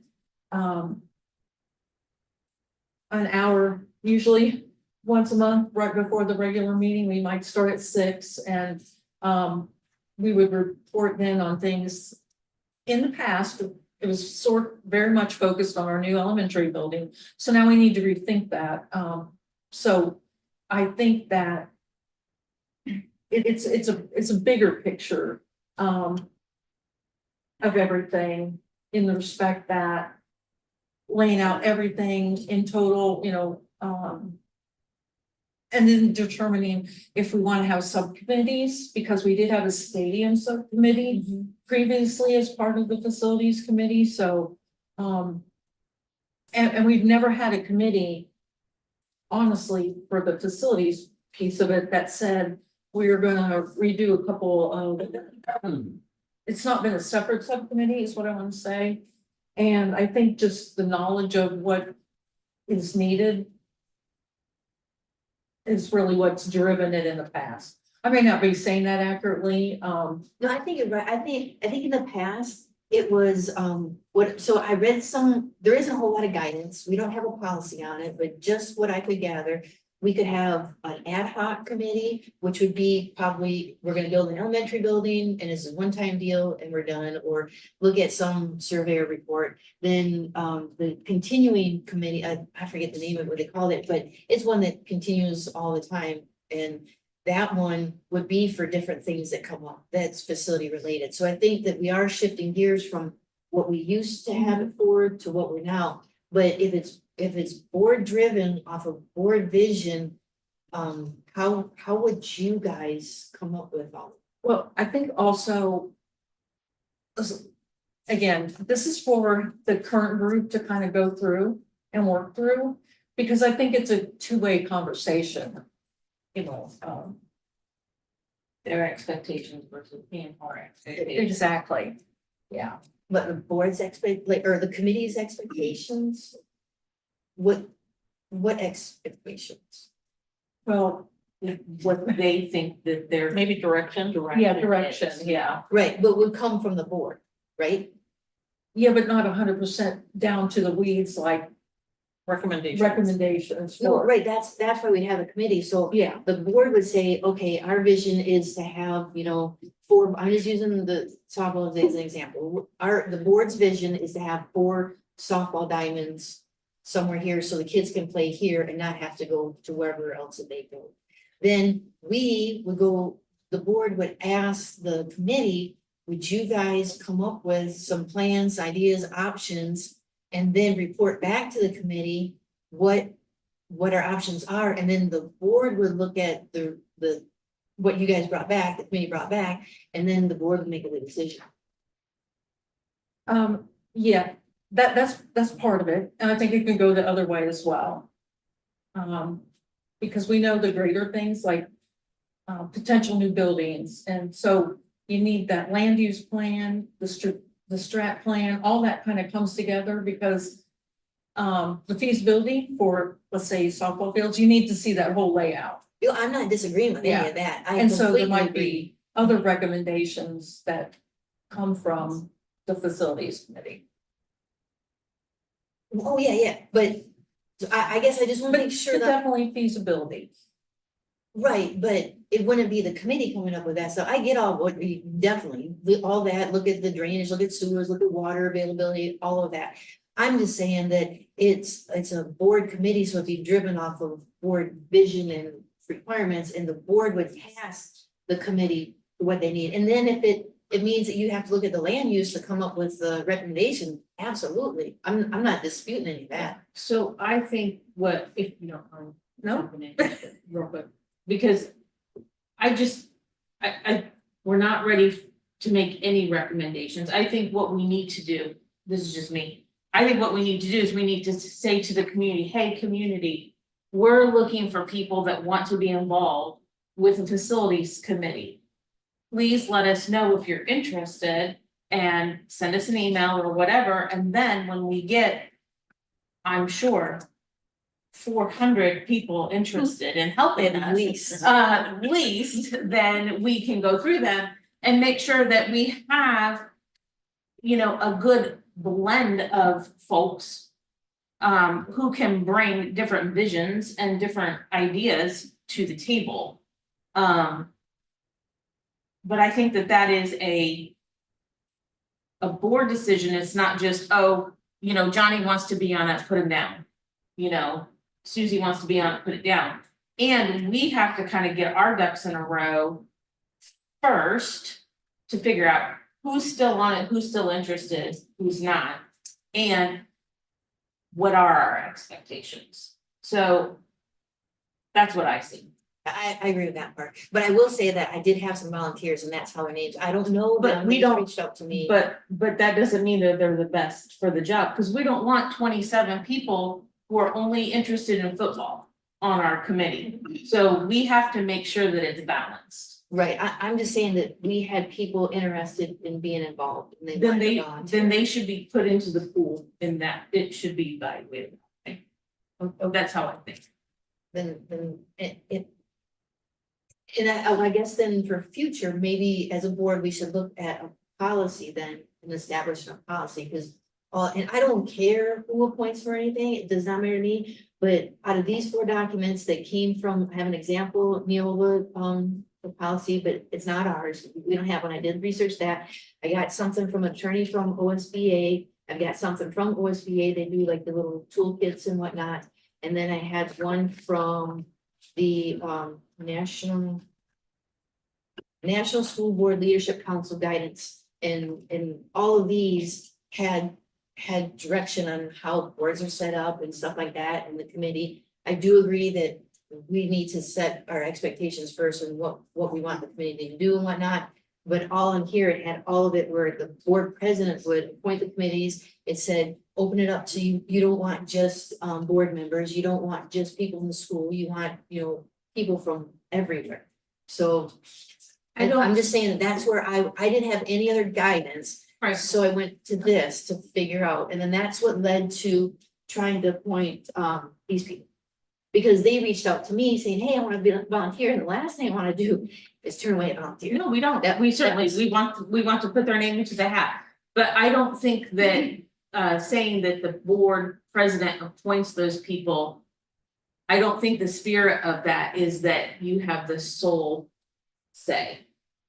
Right, and it does not matter to me, I don't. I mean, need to that's appoint just, that's how I read it, because I read it as well. them. Mhm. So, I mean, again, I would like to see the facilities committee that's already in place have some, because again, they need to look at their strengths and weaknesses and figure out what's still missing. I guess I'm just concerned, and that's fine, I agree with that and whatnot, and it doesn't matter to me.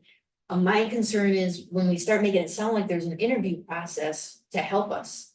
I guess I just don't wanna send that message that, well, we'll look at your credentials and we'll see if you're qualified to be on this committee, and then we'll determine whether or not that you are or not. That's the only thing I wanna make sure that But we we're not don't want conveying only that message. softball people to be on the committee making the decision about the softball fields, because then we're ignoring other areas. You Right, know, and we're again bringing only one lens to that. Right, That's all. yeah, I And I'm don't just think using they- that as the example Right, that you. and I don't think that, like, anyone's gonna volunteer just to push an agenda, if they're volunteering for the committee. You'd be surprised. Well, I guess if they are and you don't want them on the committee, fire them, but I'm just saying that I don't want to send a message that you have to have some sort of qualifications, or if you're passionate about that one area, and if the committee decides to make subcommittees, that would probably be excellent people to break out in, so that's all I'm saying, and I'm just concerned that if we push this can too far down the road as far as getting organized, that, we're gonna miss out on a lot of stuff that needs to be done sooner rather than later. It has nothing to do with building a new elementary or a new high school or anything like that. That's all. So, but if we're on board with meeting, you guys set up a meeting and meet with all the people that are on the existing committee, and then you come back to the board, and then we'll go from there. And if That's the- people are interested, please let us know. Mhm. Please let us know. And I know last time when one gentleman had to step away, because of some other commitments, it was posted on the school site as there was an opening, if anybody was interested. I don't think we had any takers, but at that time. Right. But I mean, we can plan something for, I don't know, if May or June. It's something we can try to set up to have a half hour, like start at 6:30, just to have that general conversation, to get started again. And then will you guys also contact the 3 individuals that volunteered and just come stand by, and then will you guys develop like a process to advertise that, if we're gonna go out on Grapevine or the school website, or all the above or whatever? I think that should be definitely one of the things that we discuss. Take care Yes. of. And so in May's meeting, we might not hear back from you guys, is that right? Or can we hear back from you guys for our May? Well, typically, when we had a meeting a half hour beforehand, we reported out what we did in that meeting during the regular session. Oh, yeah, but I mean, for going forward, you guys are gonna meet with the existing members, you're gonna talk about how you're going to solicit volunteers and all that. Will you have all that done before our next board meeting, do you think?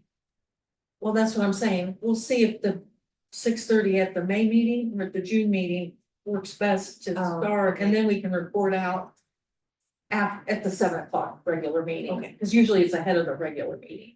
So we'll just summarize what what took place in that meeting, Okay. so everybody can hear. Will you then put these 3 individuals on your contact list as potential volunteers then?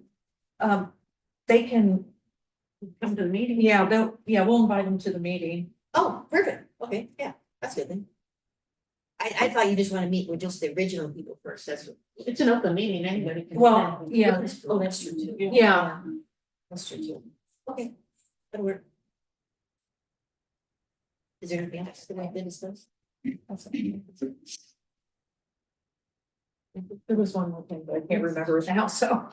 Okay, I'll slowly clear my page and give you a second to read. no, that's okay. You did good. We're good? Right, new positions?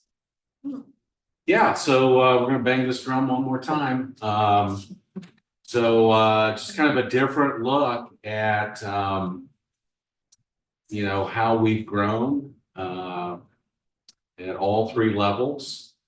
2005, 2006 is as far back as you can go in the archives that are available on ODE's website.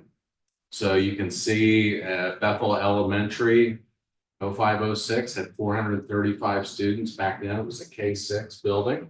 You had 1 principal. And then in 2017, 2018 is when went to a 2 principal model for 668 students, which that ratio is 1 administrator for 334. And fast forward a bit to this year, we have 2 principals for 116 students, ratio of 1 to 458. In the middle school, 0506, you had 1 principal for 156 students. Again, that was you were a junior high back then. So just grades 7 and 8. So that was a ratio of 1 to 156. 2017, 2018, I just chose that year because that was the year that the elementary went to 2 principals. The middle school had transformed at some point. It went up to grades 6 through 8, and 297 students, 1 administrator for 297, and we've been able to keep that in balance. That would be my perspective. This year with 2 principals for 492 students, which is a ratio of 1 administrator to 246. And then you have the high school breakdown, same thing. And again, we've grown. And so again, I believe we need an extra assistant principal at both the elementary and at the high school. And we also need another counselor at the middle school and the other positions that we've cut and sliced lots of different ways. It's just a different look for us. The last 2 years, currently we've added 17 new certified positions, all teaching positions, all to help with enrollment. And not been questioned on that. But seems to be a double standard when it comes to adding administrators for the same reason. We want to know what the give and take is and those types of things, and not asked that about any other positions. There's more work to be done for teachers and administrators when there are more students and when there are more teachers to be evaluated, because we've added because of that enrollment. And then on the flip side of it, we've added like 20 some plus classified positions, but no administrators. At some point, stuff's going to break. People need to be evaluated. We need department chairs. We need people overseeing EL, transportation. These things are being missed. So would again ask for the board's blessing to move forward, because we're getting late in the hiring season. The pool's getting more shallow. And that's not a good thing. Doesn't mean there aren't good people out there, just means it's a different pool. So that's what I have, different look at us and how we've grown and adjusted and not adjusted for administrators. I've been doing some research about this and found a very interesting paper that the way to evaluate whether or not you need new admin is based on not admin per student ratio, but actually admin per staff, since admin is evaluating the staff. And so I just have some, so who is evaluating the classifieds at this point? It's hit and miss right now. I worked for Bethel Schools for 21 years and I had evaluation. Yeah, So I would say not they much. were really good ones too. And we've grown a bit since you've been here. Yeah. So my guess is. So they're probably not getting done. That's So our ISs are, do we have all our ISs or do we still have some through Miami County ESC? Our intervention specialists are Bethel employees. Okay, so they'll be evaluated by their, This year we're, and previously that's been done by the Director of Student Services, and I'm changing that. We're gonna have the building principals, they're with those folks more often. So they'll be evaluating the So, intervention specialists do you- this year. do you know the number of teaching staff you have? I take a stab and said 100. 107. Yeah. Okay, so the formula that they're threw out there as a ballpark is to multiply your teaching staff by 0.08, and it should give you about how many staff you should have. I did that, and you'd be happy to know the answer was 8 for our, we should have 8 administrators to manage the staff that we have. The speaking staff. The evaluated staff that would be handled by the administrators. But you mean principal administrators? Is that what you mean? I mean, they were just open, the study was every district's different, but this is just sort of an umbrella sort of approach. To see, are you in the ballpark, are you out of the ballpark? And they explained every district's different, how much money you have on the table, how much money you have in the pot, how you break things up within your district. But they, after doing all this research all over the country, all these different schools, their multiplier was, they felt 0.08 was a pretty spot on number to make sure that you were not financially taxing the district, but allowing for enough administration to take care of things. I'd love to see the data. I'm giving you people, you should be. You should get green. I mean, you should be happy. That model is, I've I've never heard of that. Just have to Google and spend 5 or 6 hours reading through all the things, but I think it was Wharton, but I could be mistaken. I went through so many. But I mean, that being said, you know, where are we gonna put them? And what are we gonna do with them? And so some of that discussion, I don't think can be in this arena. If we're gonna have an executive, Well, we have office space here for the assistant high school principal. We have space over there. Office space. Right. Classroom space is what we're in need of. Okay. Hear that, but, so, Great, just you know, one of your. we have a plan. And we have a plan for the council. Okay, what I don't agree with is the secretarial support. In every case, I mean, adding yeah, secretary. adding as many as you're going to add in the places you're gonna add them. And what is that registrar gonna do for 75K? Was that still? Because I've been a registrar and they better be, yeah, I would. Well, I mean, it wouldn't be 75,000, that's with benefits and everything. But I'm, so- but Or, what, I think, what is the individual gonna do outside of, So we talked about central registration. right, all year long? Having it all year long. Mhm. And so as a transition, again, that's, you know, there've been a couple positions where it's like not needed full-time person to do that. And so we've combined a few things and said, okay, but we need one person to do that. So with that one, we probably start with central registration and then high school support, kind of like we have a secretary right now for the middle school. Okay, so they wouldn't need another So secretary. we were thinking the split there. Oh. so it'd be a secretary and a half at the high school. So Maybe a half secretary, I mean, And then the person See would your be half, half raise your sec, half. yeah. I'm standing on my half. if you did the half, would you get rid of the students that work in there? Probably. Right, I guess just in my own personal opinion, I don't like to see the students in there because I think that they should be in the classroom learning. That's just my opinion.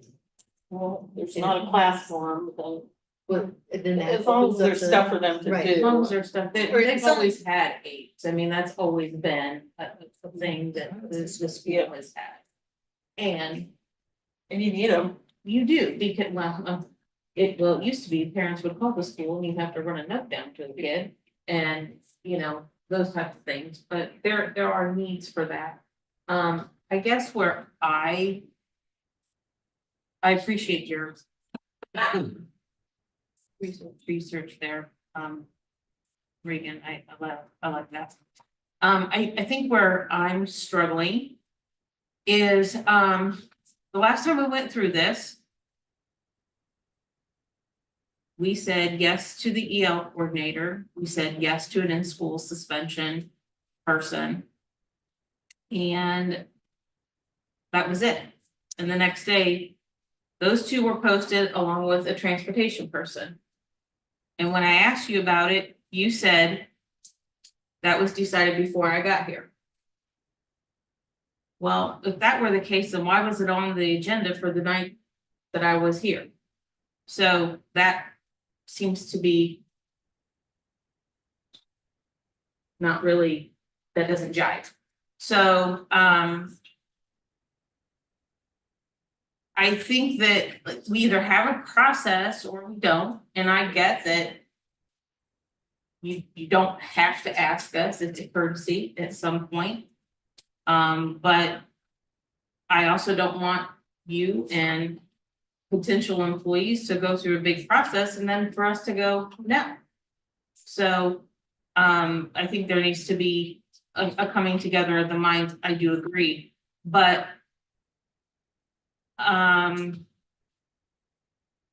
guess for me, I still want to do some more research and I'd like to look at this information that Mrs. Butler is putting forth and what would count as an administrator, what, you know, how many do we technically have? Is it just principals? Does that include superintendents? Does that include all of those things? So also with the transportation supervisor position that was posted, was that posted internally? No, And why is that? Because I it thought doesn't that, have to be. You just put it out. but I thought that things had to be posted internally before they were posted externally. Only the teaching positions, supplementals.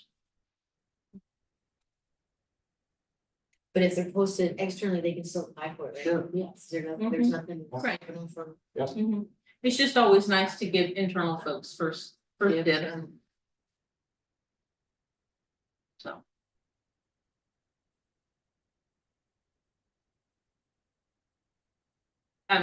Yeah, that's right. And I do say, I don't remember, I gotta go back, you have a dean of students for high school and then an assistant principal in the high school. So, So again, that there it's, couple models you can go with. You know, if you go with a dean of students to support your high school principal. Dean of students is going to do your low level discipline, but cannot help with evaluations. they're not certified. Correct. And so that's, But you can have an assistant principal be in charge of this one. you can, yeah, They'll be absolutely, certified to do The that. bonus- And then bonus they is can, that then they can suspend them, They can suspend. And they so can report to the evaluate. Principal and they can evaluate. okay. So, And they're really condemning with less students, right, in the high school, because a lot of them go to the CTC during the day. Yeah. so, Well, you get that breakdown every month, but again.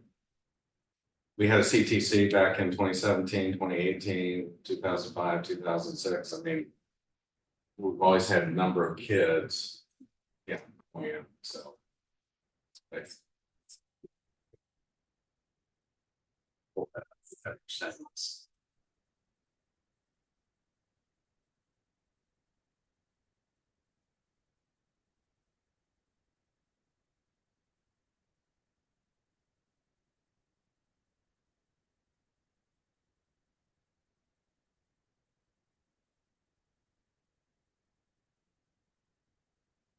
in the, so the transportation, That's 18%. transportation supervisor, so. Are they gonna be able to evaluate? Yeah. What else are they gonna do outside of bus routes and purchase orders and Get the house in order. that kind of And thing? I'll leave it at that. Okay.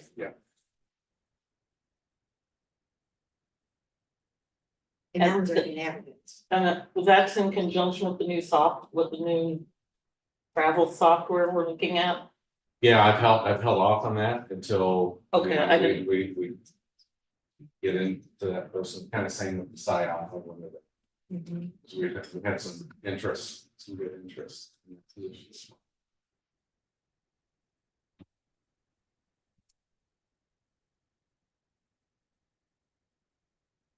Resource officer, you say it's in the process and Mhm. it takes a while.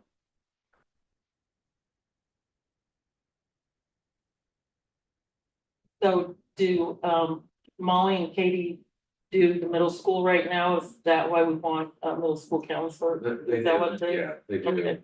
cover a lot.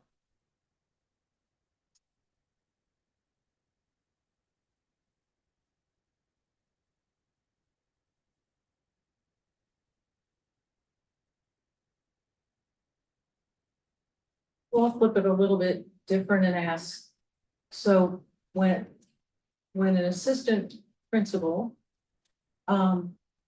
isn't hired, what falls through the cracks?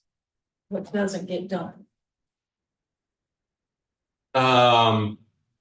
Well, anytime there is a student issue, regardless of the principal being in a meeting, that's gotta come to the office.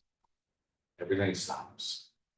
And depending on what that issue is, if it's a fight or, some high level, that can be days.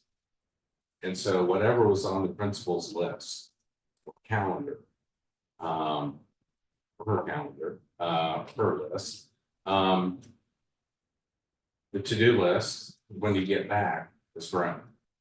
And so, it's upsetting. I always said teachers ought to come down and do 3 weeks in the office and experience that, because it is, you have a big incident. Takes time to look at surveillance, to interview kids, call parents, everything stops. Evaluations, observations that were scheduled for that day get moved, and it's pretty disruptive.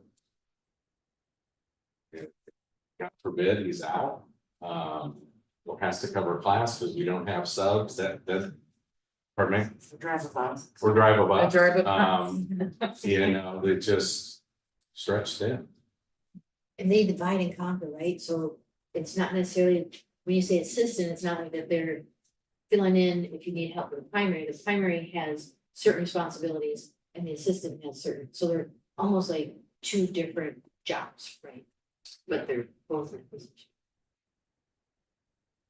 Which is how the middle school is set up, right, with the Mr. Souter doing all the discipline type of actions, and then Mr. Fugate Good majority, more of the Yeah. evaluation type. working with the math stuff and learning scheduling and those types of things. So we have 9 new teaching positions that we're hiring for next, right? For next year. Yeah, so with the 107 we have now, we'll be up to 116 next year. Then that doesn't include all your classes. So we'll be up to 116. I still don't think there's enough, but we're baby stepping, but yeah. And in order to evaluate, then, if we're talking about principals evaluating teachers, they would go into the classroom throughout the year, is that right? And they witness and they do that kind of stuff, and then they fill out do they have, which evaluation process? We have like initial feedback, then midterm, and then final feedback, and then. That's a big question. Okay. It's like, what, 10 pages of the master agreement? Oh. It's That's a lot. it's a big instrument and it's complicated. There are deadlines and, but again, it can be done quick. Or it can be done thoroughly. Yeah, routine. That's okay. So yeah, that's what I worry about is again, as we've seen in certain areas, we've been stretched so thin, things have been mixed. Things haven't been done thoroughly. And it's been costly to the district. Yeah. Same could be said for principals. We want great conversations, great observations, conducted by our principals, and so they can give great feedback to our teachers and help them grow. As we've grown, that becomes a checkbox. Do the elementary, do these numbers include students that we, other than the CTC, but students that we do not educate? That's off the OD website, and so that's. I mean, it's whatever. Yeah, so it would include, are you talking about kids that are at the Yes. Yes. Downtown. If they're tagged for us, that's. Yeah. It's in It's there. all the students that we receive funding for, so. Yes. Yes. Yeah. But yes.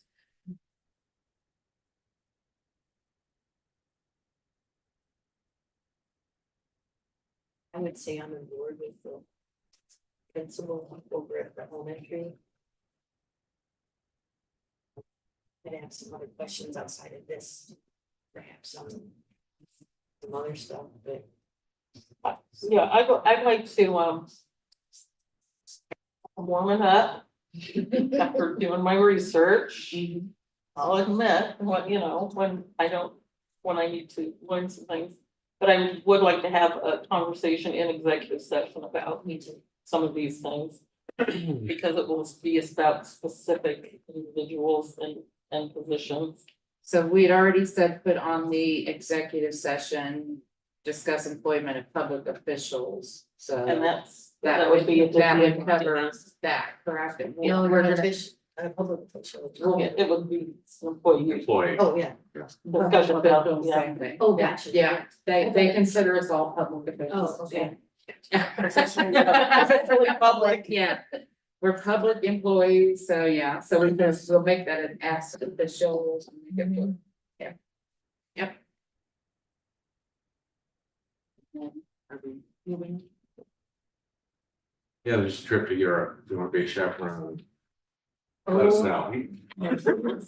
No, not if I'm going to Europe, I'm not chaperoned. So I did have, this sounds like a fantastic opportunity. I just had a couple questions. Well, does anyone else have any questions? Go ahead, I do when you're done. Is there a liability to the school for this trip? Like, are we liable for anything that goes on? So it's strictly, they're doing their own thing? Yeah, There's it's kind of after saying, hey, we're- school, yeah. Yeah, And it's, go ahead. yeah, EF is, are they using EF? yes. Yeah. Okay. Yeah. EF is this famous educational trip place, so they'll have insurance. Oh. and And this is everything. what they do. Yes. Have they been on a trip since Senora, that last trip with Senora Wellbaum? Oh, they haven't been on trips since, Mrs. Hunter and I took them to, That, Well, this is different from Philadelphia. that's just, Mix, a little water in between. that's a Yeah. eons, decades. But they haven't been to Europe, I don't think, since No. Senora Wellbaum. right, That was a long time ago. And so this is. now they did go, it wasn't through the school, but they did go to Costa Rica. Costa Rica. Oh, yeah, that's right. But that was not school. Yeah, that wasn't a school thing. Well, this is So good, this this is isn't a good. school thing either, though, correct? No, This is a FYI. Oh, okay. it's like summer Yeah, camp it's for, nothing to do with the school related and student funded? No, not- To reassure you that we're not, The teacher doesn't get paid, we're not on the hook. Gotcha. it's exciting. Hopefully they have a lot of students who can go. And they're not even filled. If you haven't traveled with teenagers abroad, Don't do it. if they're not speaking English. Going to Europe, Yeah. Because they live a different life in Europe, Yes. our kids are not ready Oh, for that. gosh. So do you still have, No. Okay. Not in the circus, not in the monkey. Okay. Good there. All right. That brings us to participation. We do have just one, correct? Yep. Mrs. B. Mrs. B? Oh. All right, wake up. You're on, you're She's on. asking me a question. Sandy, it's her turn. Okay, I need some clarification on, if a community member like myself or somebody else has a concern, and if we email the board, the entire board, or if we come to the public speaking part like now, how is the response from the board to go after that happens? Because, you all know that I sent the entire board an email about a week and a half ago.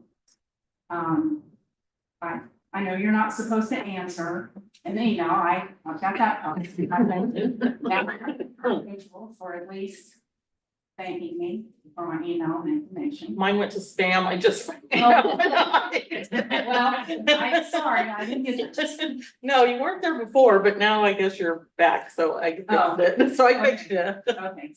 And I'll say that I thought based on our conversation we had on the phone, that we were gonna circle back around after we had a meeting, so that's why I didn't. Happened. Yeah, we had a phone conversation. Before the email, then you sent the email I out, sent the email. but during our phone conversation, I said, well, give us this chance, we're gonna do this. And then we'll circle back around, and so then I took that as that's when I'm going to get back with you, is when we circle back around. So I thought you were sending that out just as, because we had the conversation, so everybody was. So in our conversation, you said that the board was gonna have a meeting and then they was gonna get back with me? Yes, then I would get back with you after we had our meeting, because we need some more guidance on some of the stuff that you asked. Okay, so that is the way it goes, is if a community member sends an email or like we get up and speak at the public hearing part, then you guys have a meeting and then the board president gets back the answer to an email or phone conversation, or, because I just want clarification on it. Because the previous board, we got nothing. And, you know, And I would say, so I want to know what you guys are gonna do, because, I was officially took my oath tonight as Bethel Precinct West. So I do have constituents that I represent and that I talk to. So when they bring concerns to me and that, now you can't say, well, it's just me or 2 or 3 other people, that I will be representing about 260 people in my precinct. And I intend to communicate with them on things. So I just want to know how that's going to go with the school board. If I send an email or if I come and speak during the public part, how I'm going to get those concerns answered. Because previously we didn't get that. So I'm not gonna answer for the board, I'm just gonna say my opinion. One, I would encourage anybody who has a question, a concern, a comment, wants feedback, anything, I would highly encourage them to just come directly to us. Whether, and I understand not everybody likes to speak, that's fine, but they can send an email, they can do a phone call, they can block their numbers, so we don't know who's calling. Well, I don't want that, I wanna know who I'm talking to, so I don't want any, the people that are hiding behind, you know, somebody else or something. I would personally rather do that, or if you were speaking on behalf of a group of 10 or something like that, perhaps that you could state that I am bringing concerns of this person, this person, and this person. What names? I guess, I don't care about the names, I guess that, I don't know, I guess I would just personally rather them come to us directly than go through somebody else, because now when you convey their concerns, which is fine, we have to hear from everybody, if that's the way that they're most comfortable. But I guess I would like myself personally, if they, because I get parents that email me and then I can email them back, and sometimes it doesn't even involve the board, but if it does, or if it's something of a concern that involves all of us, then I can forward it out to everybody, but. Well, they can send an email, so that's what I'm saying, someone, like I could say, okay, you have to send an email to them, or the board, but how are they going, how is that going to be answered, because previously we've gotten nothing.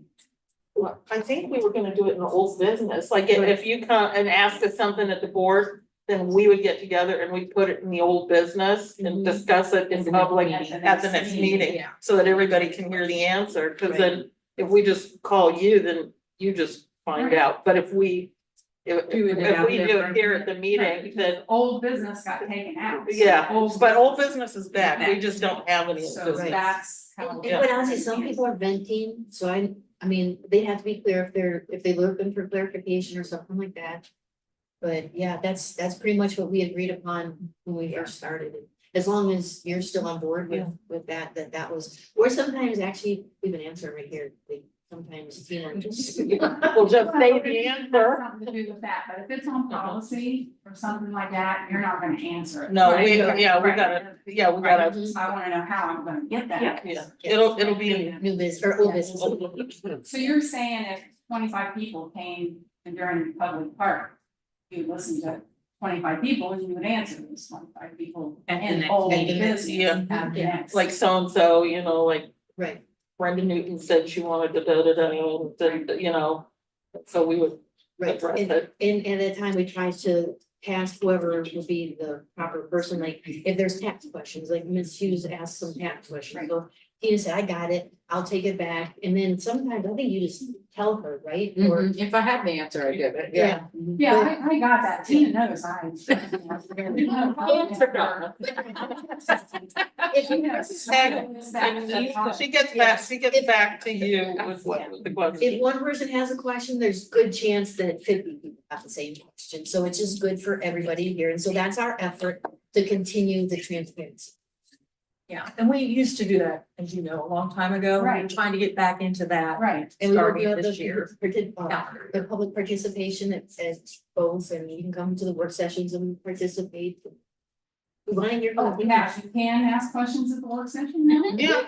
At the last work session, we had quite a dialogue. And it was actually helpful, I will say that I don't, me personally, just speaking as a member, that I don't want to stifle anybody either. I want to say that this is the board and we'll just hear what you have to say and then we're out of here. Like we said, though, sometimes we can't publicly say an answer at that time, but I certainly like to hear the input and maybe we can do that.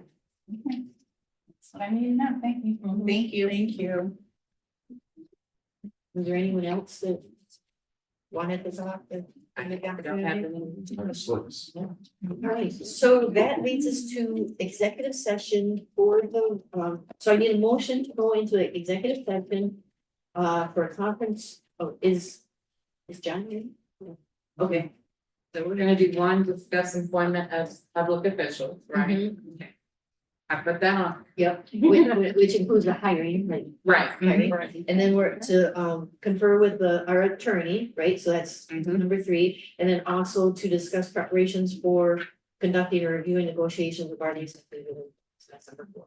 So those are the 3 reasons we're gonna go into executive session, and there will be no more decisions made after we come out of executive session. So we thank everybody for participating or attending. And then We need a I need motion to go into sorry, executive need a motion, a motion to go into I make executive a motion session. to go into executive session. I mean, executive go home. That was not my motion. Andy, you'll second this stuff. Emotion. No further discussion. And then we call the roll. Sure. Let's see, Mrs. Leskowitz? Yes. Mrs. Butler? Yes. Mrs. Donahue? Yes. Mrs. Kipling? Yes. Okay, so 9:54, we're entering the executive. Bet you would if you were us.